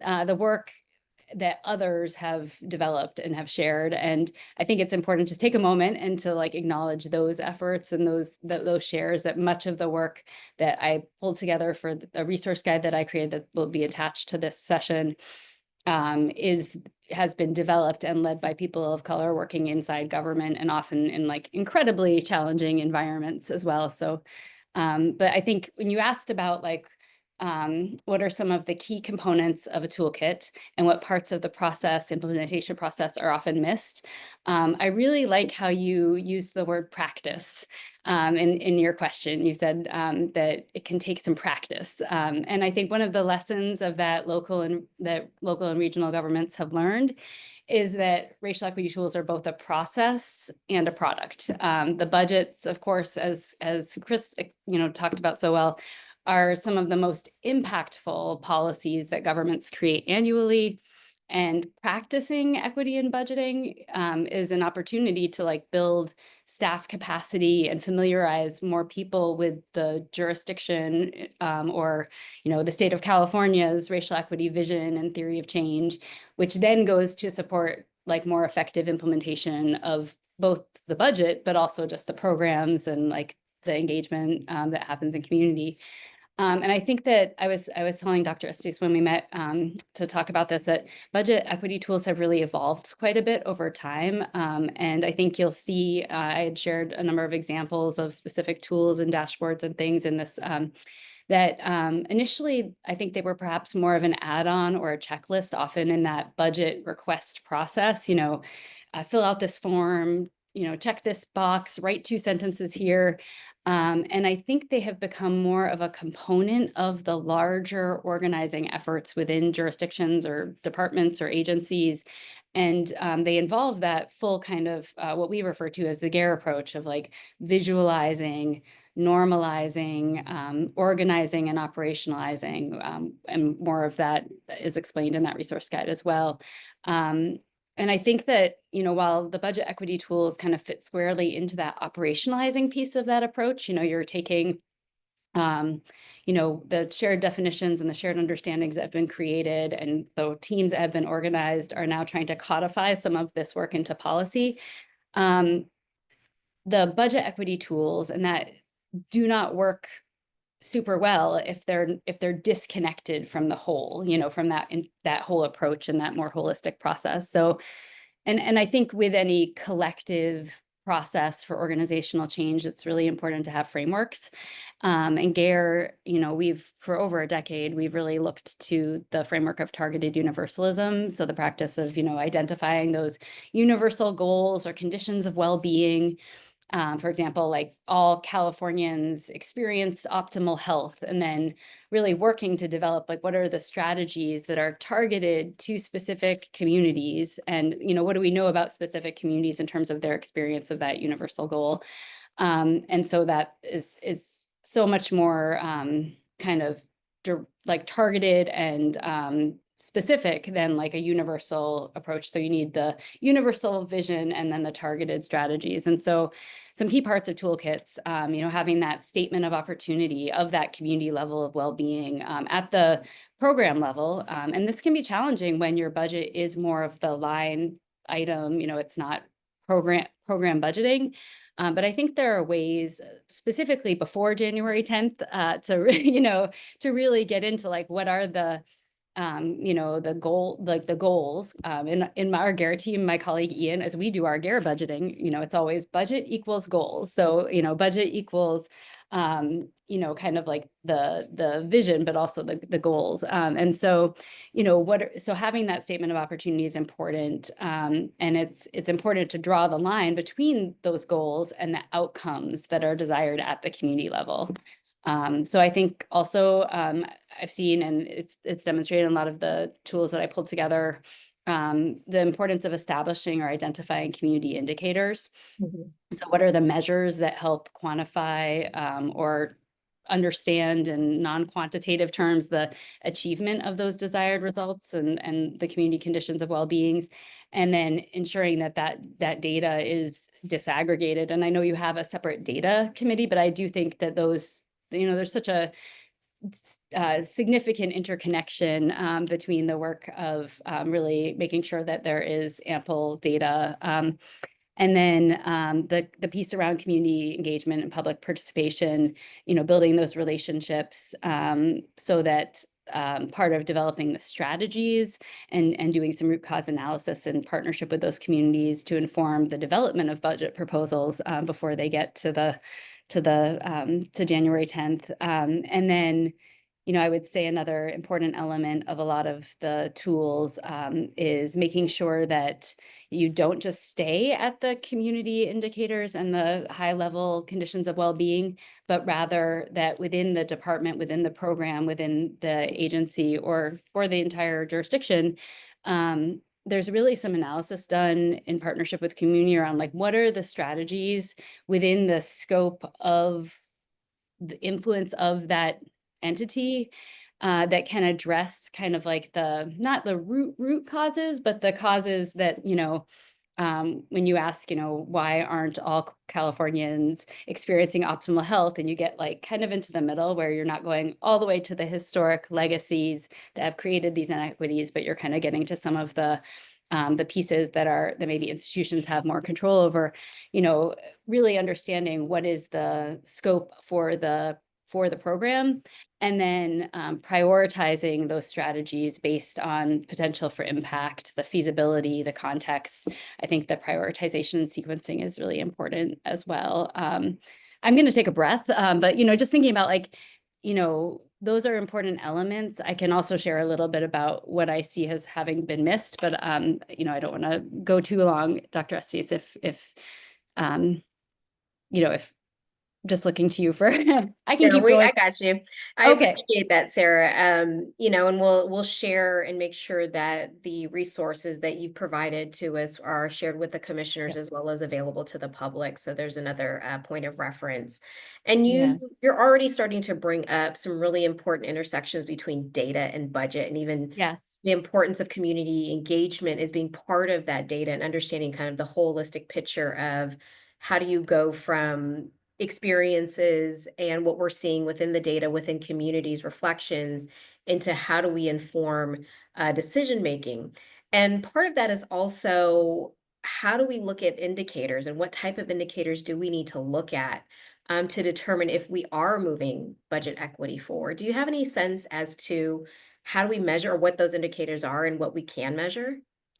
Yeah, so I think it's been approached in a couple of different ways. A lot of times when racial equity work starts, there has been some exposure of data or, kind of some indicator report has been created, or if the work has started, there's an attempt to pull together, some of the community conditions and just more disaggregated information about what's happening. I'm thinking of like the city of Dallas that has created their indicator report, and they map, the key indicators that reflect certain elements of community well-being, often tied to like the social determinants of health or some of these kind of upstream effects. And having that information about like what are the key conditions that need to be achieved, in order to get to this place where all people are experiencing this condition, having the information about who is not experiencing those conditions really helps you to be more directive about strategy. So I think having those indicator reports at the beginning is helpful in order to make sure that the budget proposals have something to kind of like connect back to. And I think, when I think about something that can be missed is like, I think looking at like how the budget equity work connects to the overall goals of the jurisdiction, and both involving those who shepherd the process and have technical expertise in their departments and in the budget process, and also those who are impacted by the process. So it's like an organizing and change management process, and those indicator reports can be like almost like an organizing product, or like something to focus the organizing around.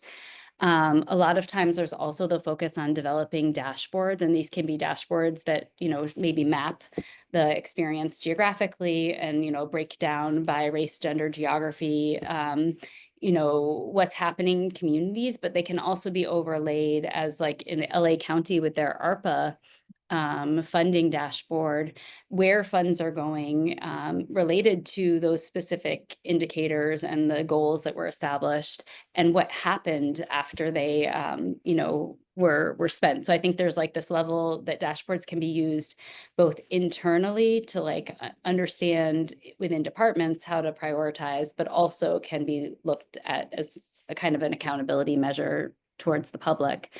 There's also I've seen a couple of different examples of using different types of matrices in program assessment and evaluation. So for instance, I think a lot of times the budget equity tools focus a lot on operating budgets, but there are also some tools that focus a little bit more on capital investments. And so for example, if generally the prioritization and the funding for capital investments. I'm from the library world. So when you get a new public library and when you do your repair cycles and those kinds of things, and a lot of this has analogies within the state level. Clearly, like most of my specific expertise is in city. But I think these are analogous. For a long time, the repairs, the capital improvements were on a 10-year cycle. It was like every 10 years, you get a renovation.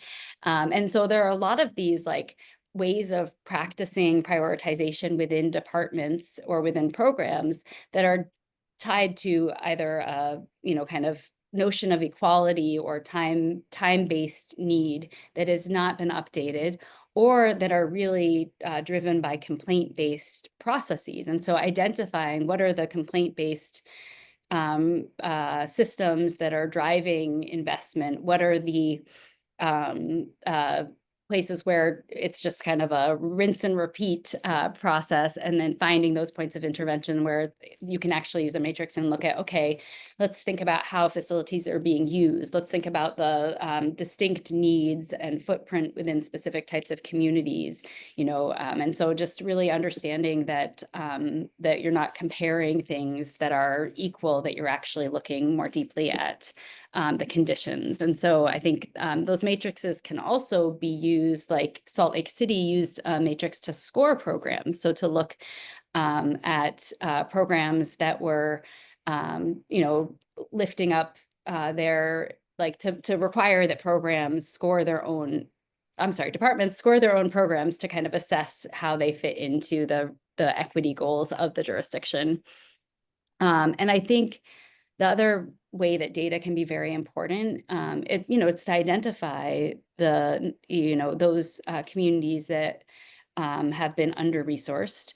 It's to identify the opportunities for investment, but it's also to lift up the successes. It's to figure out what programs, services, investments are working and need to be strengthened.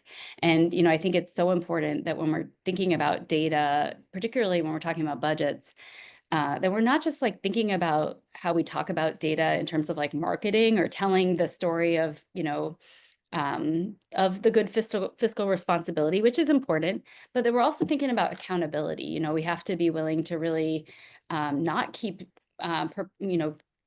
taking on programs that don't necessarily achieve outcomes. So I think there is, I think someone had mentioned the importance of thinking about efficiency and I would say impact, that we're really moving to like, what are the impacts of programs and providing a lens or a language that people within departments and people within the budget process can look at that, it doesn't play into our conventional ideas about efficiency and return on investment, but rather really thinks about like how our communities, what are the changes we're seeing at the community level. Thank you for that. And you mentioned a couple local jurisdictions, and as you know, California is a huge state. We are the Yes. our fifth largest or fourth largest economy. I can't figure out where we are. We kind of float back and forth. Are there any other states that you're aware of that has been making really good progress on budget equity, and what has made their success happen? Or, is it successful leadership? Are there just key elements within their process? But also, what are some of the common challenges that you're seeing with states on advancing budget equity?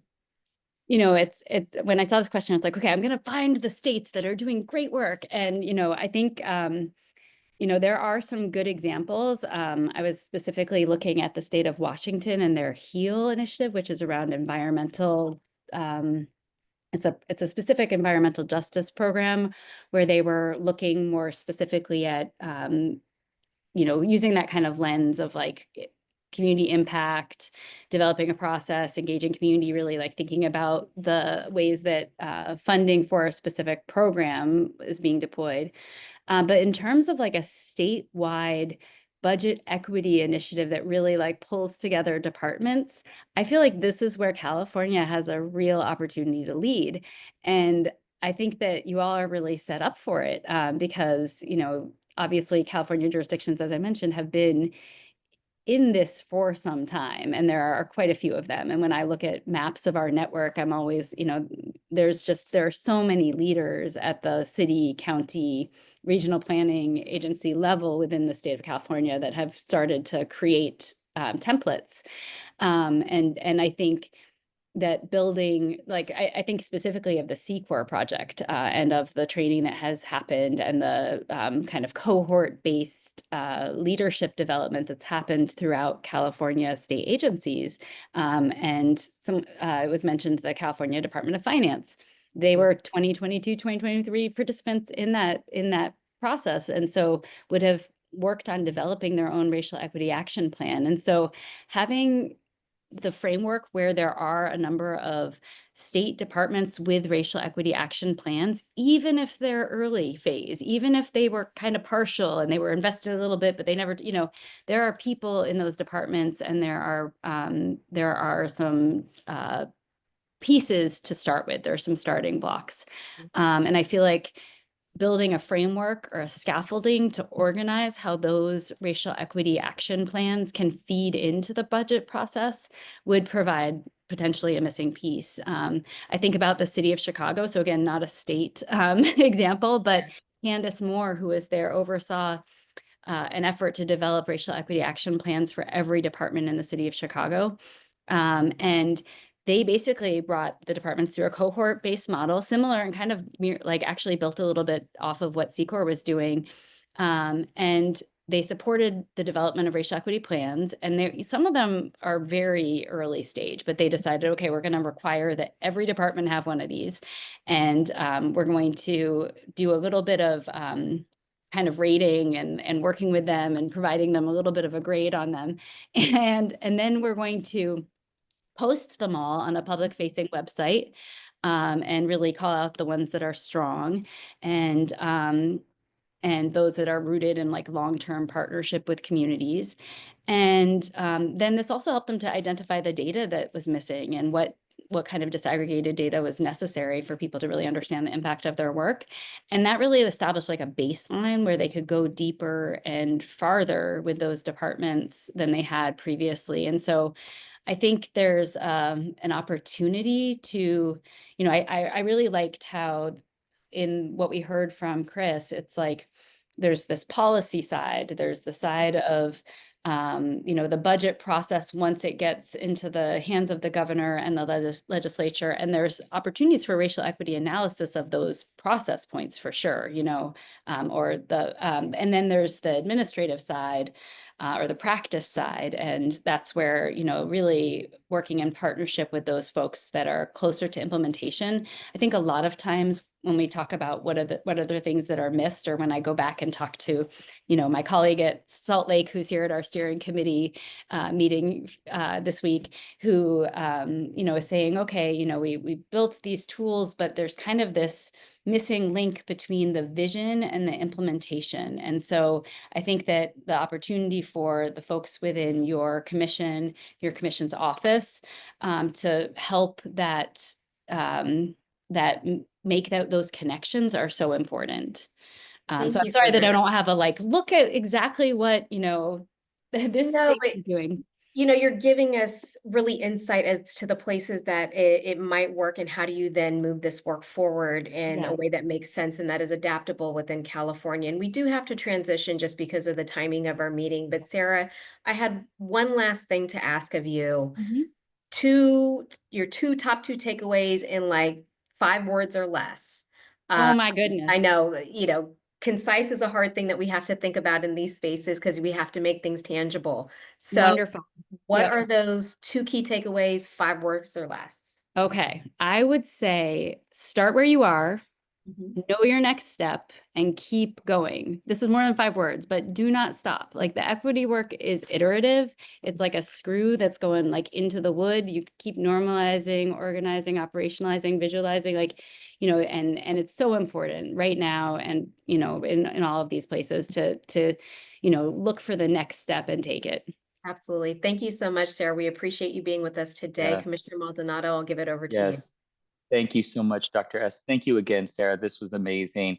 I keep saying amazing because there's a lot of things that I'm learning, and I really appreciate both learning and contributing. So thank you so much for the space. Commissioners, I would ask if you have any clarifying questions. That would be preferred because we are a half an hour behind. So it's not even 5 minutes behind. So we are behind. So if we can ask any clarifying questions and then note down our comments and our recommendations and thoughts for shaping and discussion. So any questions? Okay, and then we have to go to the public. Let's open it up for the public to submit any questions. And staff, please let me know if there are any questions that are in the queue currently. I'll wait for to see if any comments come in. In the meantime, as a reminder, you may submit a virtual public comment card by visiting racialequity.lci.ca.gov/meetings and completing the public comment form linked there. Members of the public joining from our viewing room today can also complete this online form at the staff table in the viewing room. You will need to submit a public comment card for each item you wish to speak on.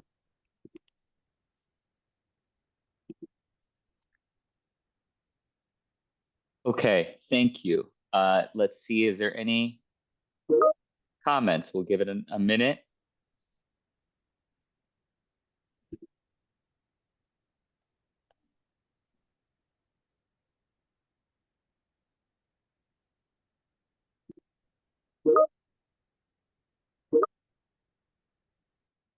Okay, let's move on. We're gonna go.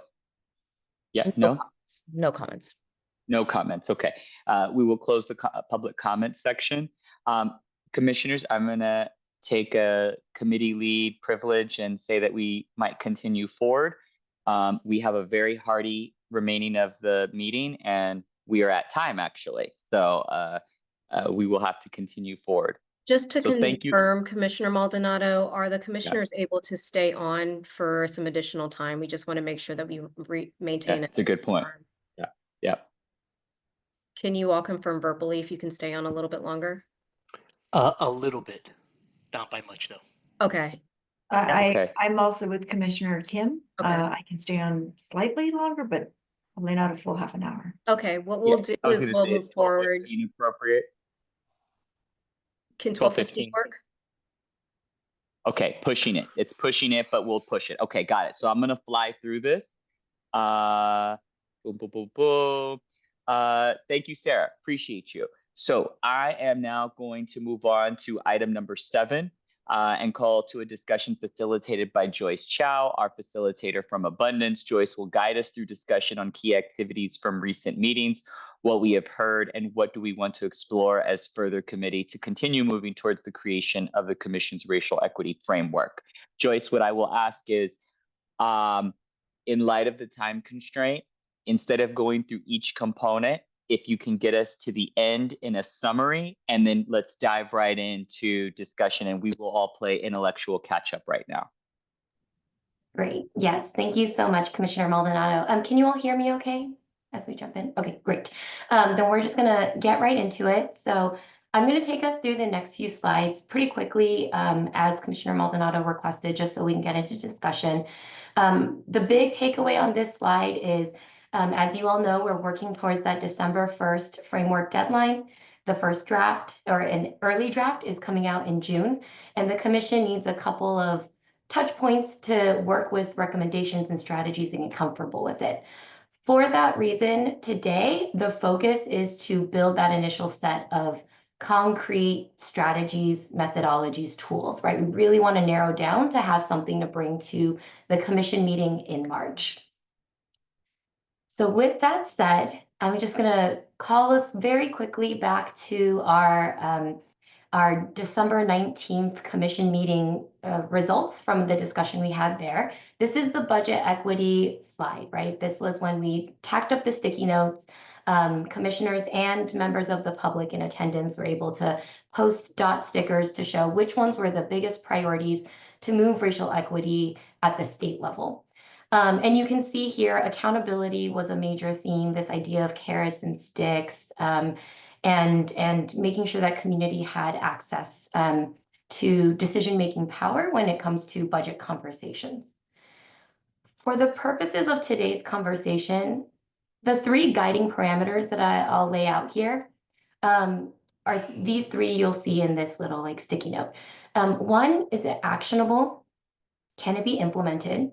Right? 2, urgency. So what needs to happen now? And 3 is structural. Does it foster the sustainable internal shifts towards equity, as opposed to something that might be more one-off, right? And we're really trying to use these parameters as guardrails, if you will, because we know that the charge of the Commission is to focus on those methodologies and tools. And so when we look at those 3 areas, right, and then we look back at some of the results from the December activity, I think December was a really helpful starting place for understanding the themes, right, the direction we want to go in. And now today's conversation will build and say, okay, so if we want accountability, how do we build, what are the recommendations of methodologies and tools that are actionable, urgent, structural, to get at that accountability, right? So we're taking it one layer further. All right, I know that was a quick tee up. Our goals for today, we're going to modify this live in real time, making some adjustments to fit the time constraints. We'll kind of see how this goes. But our goals, we want to get to 3 to 5, roughly, budget equity methodologies and tools to elevate to the Commission. This is a starting point. The Commission will have a chance to see it in March. Folks can continue to discuss it. And then we will, and if at that time those are not the ones we want to stick with, there is conversation for that in March to make sure we can continue iterating on it. This is really just a helpful guide for staff to start building things forward. So that's our first goal. The second is to identify those additional research areas for staff to conduct between roughly now and April, so that if there are areas where we feel like we want to drive towards accountability, for example, but we're not really sure what this particular tool or methodology might look like, getting really concrete and having some direction for staff would be helpful here. Okay, so I'm going to do a quick pause here, and this is where I'm going to start to make some edits to our facilitation plan. I'm going to ask the committee if folks already have really concrete, like 3 to 5 areas that feel really like prominent for you. If not, we can go through the original kind of activity that's a little bit more guided. But I do want to open it up and do a quick pulse check with commissioners. I think the commissioners do have some high items, and I'd love to open it up. And Commissioner Maldonado, I don't know if you want to facilitate or kick us off. Yeah, I don't want to take up too much space. I just put into the chat four things that's just to capture for notes, and I'd like to move on to other commissioners. But what I heard as overarching 4 buckets for me was 1, prioritization. So the period in which the budget is force formulated. So using data for setting priorities. Transparency. I heard a lot about how there can be transparency tools as part of equity. Input, the process by which input is gathered from different stakeholders and experts, and then accountability. I heard a lot of talk around accountability mechanisms. So those were just the 4 buckets I gathered that it seems like a lot of what I've heard can fit into one of those 4.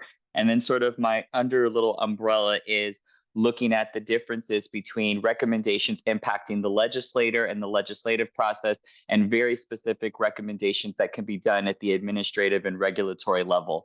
And I would just say, to answer the second question around the areas of research, it is differentiating and distinguishing recommendations between what can be done at the administrative level versus what are we suggesting that is more legislative in nature.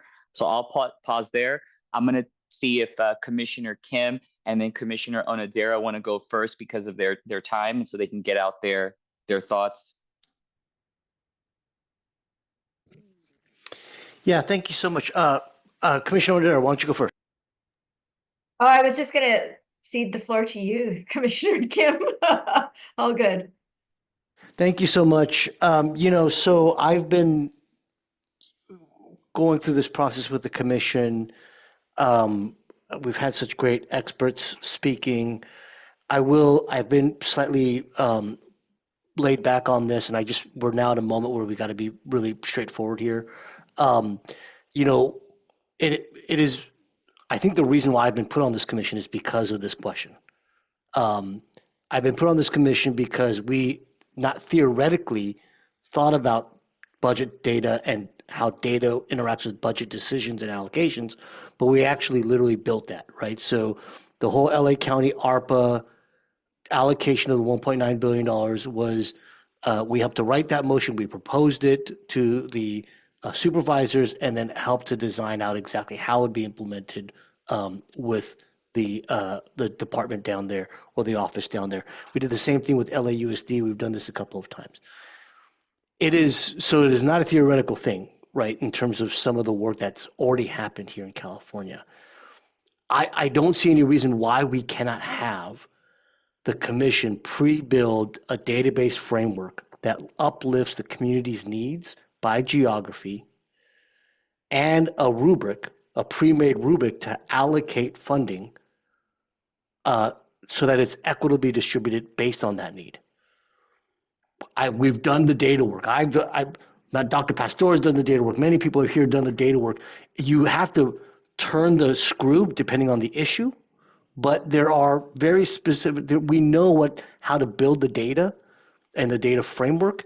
And frankly, as we proceed on, as legislators figure out trailer bills or policies, as administrators of departments figure out how to allocate their dollars, to have a pre-made tool.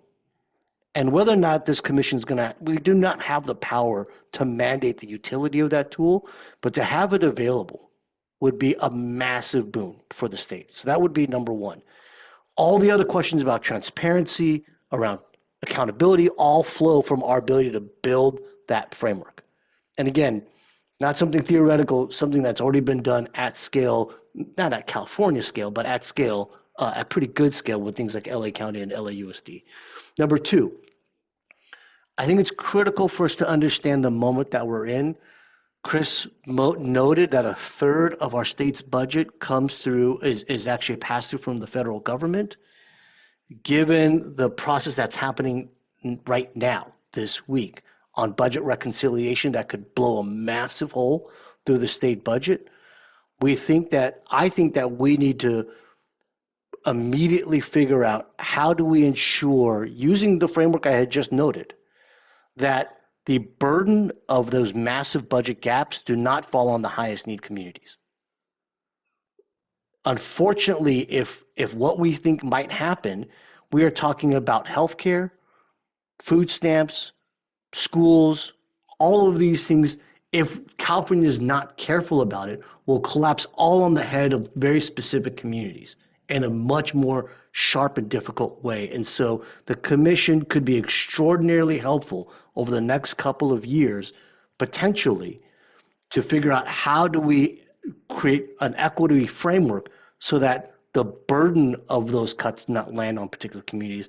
And the last thing that I'll note is that the commission could play an extraordinary role by building up our playbook to ensure consistent promotion and pushing out of opportunities around community engagement and accessibility on the budget process overall. Like, we could be a critical lever on that accessibility question. And so those would be my top three priorities to lift up for the March meeting.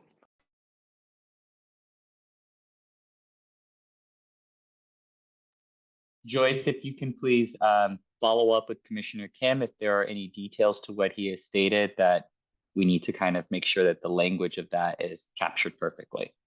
Yes, thank you, Commissioner Maldonado. Yeah, Commissioner Onodera.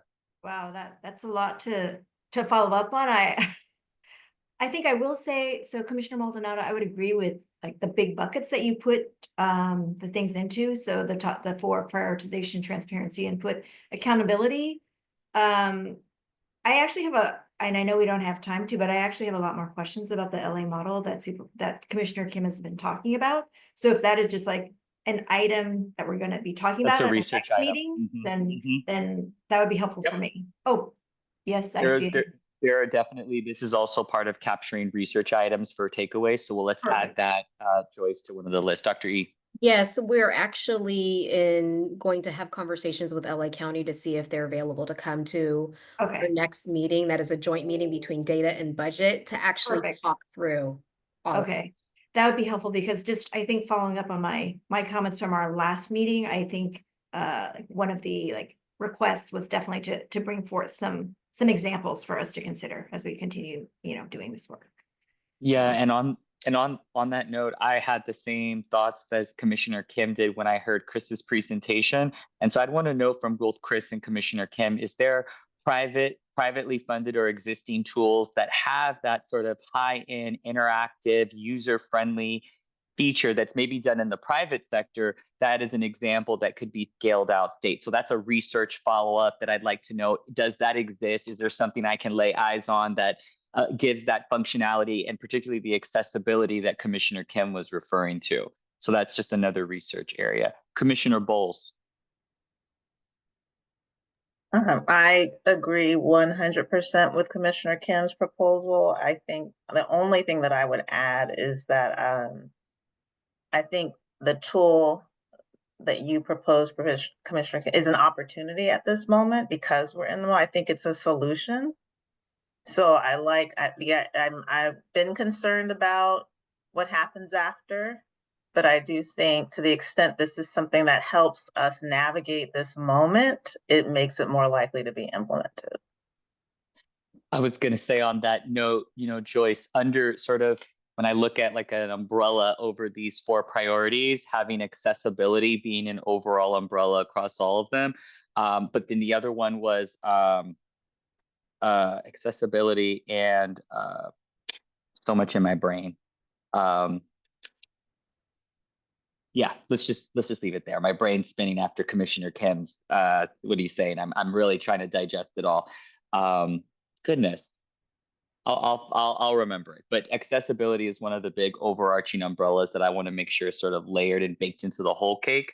The other one is technologies and tools. So making sure that we look at and explore the different technologies and tools that could be useful for this. And then again, the overarching is which of these are implicating legislative versus regulatory. And then making sure that we look at whether this is something that would be implemented in the long run, or is this something incremental I think proposing steps and milestones is also going to be important. Lastly, I would say implementation. So there should be something around implementation recommendations that accompanies this, because we're prescribing all of these tools, but there should be some protocols and implementation that sort of also put into this once we hand it over to recommendations. Dr. E and then Commissioner Kim. Just real quickly, I appreciate the idea of proposing steps and milestones to look for. We're not trying to boil the ocean with this one section of the Exactly. framework. And it's what are the things that we can put into place now versus what are the things that we can build upon to support state government? Because this is like turning an aircraft carrier on a dime. So Yes. it is figuring out how do we do this in an intentional manner that moves government along in a way that it makes sense, but also continues to be bold. Commissioner Kim.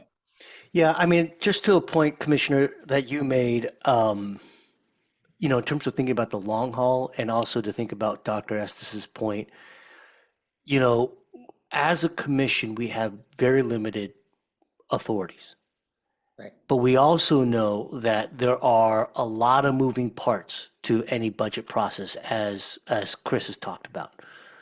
And, you know, the idea of building something out that as Commissioner Bowles mentioned, could have real implications now given the potential of large scale cuts, but over time could be available for other legislators to put in their trailer bills or to put in their policy. Like our Yes. audience for this could be pretty broad and over time, because I've been in rooms with legislators and be like, if only there was a tool that we could just pull off the shelf that would apply to this particular policy arena, and then have the commission ready to provide the tool, the technical assistance to support and say, yes, plug that into your legislation, right? We'll be here on the back end to support you, right? So I just think that there's a way to think about the longer term utility of the commission if it has these tools ready. If it's just a big stack of papers that the legislators don't really read or ever know about, then we're not going to have as much play down the line. Love that comment. Love that comment, Commissioner Kim. Dr. E. Yeah, and I think that's where implementation and Commissioner Kim is the lead of the implementation committee, really being concrete on what are the things that we can implement and what are the technical assistance or training needs that agencies and departments, whether it be on the administrative side, even within the legislature, to really understand where the levers could be to be more intentional around in investing and focusing and grounding our work in equity in a way that we don't need the offshoot, but it becomes the actual practice. Well, I'll just say as we need to wrap up now for our commissioners to adjourn, but I will say that what I heard today was some very substantive, concrete recommendations already starting to bubble up to the top. So I'm very grateful for everybody here. Thank you to the staff. Thank you to the public. Thank you to the commissioners. And so before we wrap up, I just want to see if there are any public comments so we can formally close this meeting. Staff, please advise if there are any current comments that are in the chat. At this time, there is no public comment. All right, I'm going to give it 1 minute.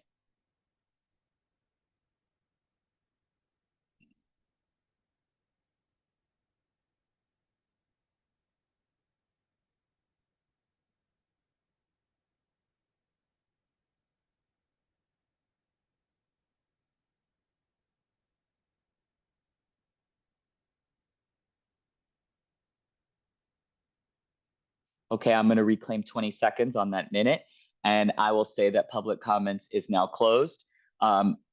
Dr. E, before you give us action items, I'd like to just give a directive that we would not vote on the finalized recommended strategies, that you all go back for further content research and feasibilities, and then after that, we can make an official vote on strategies and recommendations. And then without that, if you can please move on to the action items. And thank you, Commissioner Maldonado. There's a lot to digest in terms of what we need to take a look at for this committee, and also recognizing that we do have other committees that we staff in the full commission to kind of start to pull these elements together. But what I'm hearing and coming off of this last discussion is really trying to narrow in on like key concrete examples of where we've seen the processes work, understand the feasibility about how that works, particularly when it comes to transparency or accessibility. How do we ensure input, and how do we ensure that there's a level of accountability? There is an opportunity for really looking at how we can navigate this moment, and are there existing tools or strategies that we can start to build here that help us navigate the moment that we are in as the state of California. Um, Something else just to be mindful of is there may be things that, and we talked about this a little bit, that we can do in the now versus what can be done a little bit later, and then the who is the lever that can move this work forward as being a public advisory body. The only other thing that I'll add in terms of next steps is really the intention for us to get concrete. What can we really do? What is, and I don't want to say theoretical, but what is just kind of something for a little bit later. But we really want to get concrete elements within the framework that allows agencies and departments to do something now versus needing to build a little bit more capacity and build more capacity, but creating things that feel very tangible and actionable for them. We want people to have it sit on the shelf so they can access it, but we want them to actually use it and not wait to use it. So figuring out how do we get to things that are concrete. And I asked for 3 to 5. This gives us a position to figure out how do we will it down into maybe what are the top 3 that are for the now, and then we have the opportunity to do iterative reports over the next several years that we can build upon what is in this toolkit or framework. So with that, we have our work cut out for us, but we do thank you for the opportunity, and really excited for our next meeting where we'll be having these conversations jointly with the data committee, because there is a huge intersection. Commissioners, do you have anything to add on the action items for Dr. Estes or the staff? Yeah, I do. Commissioner I'm Bowles. sorry. I just want to Please, make yes. clear, I do think the way to ensure that it doesn't sit on the shelf is that we have a ballot measure that requires use of the tool. So if that's a recommendation, but I think that it has to become the process, the way that we do budgets, and not a separate thing that you use department by department. Got it. Great recommendation. Commissioner Onodera, I just gave you all sorts of degrees. Commissioner Kim, is there anything that either of you would like to add? All right. Thank you to the Racial Equity Commission, staff, commissioners, panelists, and the public for joining us today. The next meeting of the commission will be the virtual data committee meeting this afternoon with a viewing room at the same location, and that's 1400 10th Street, room 103. Again, it's 1400 10th Street, room 103 in Sacramento. We invite folks to join us for that meeting, and with that, we are adjourned at 12:15 p.m. Thank you, everybody. Bye, everyone.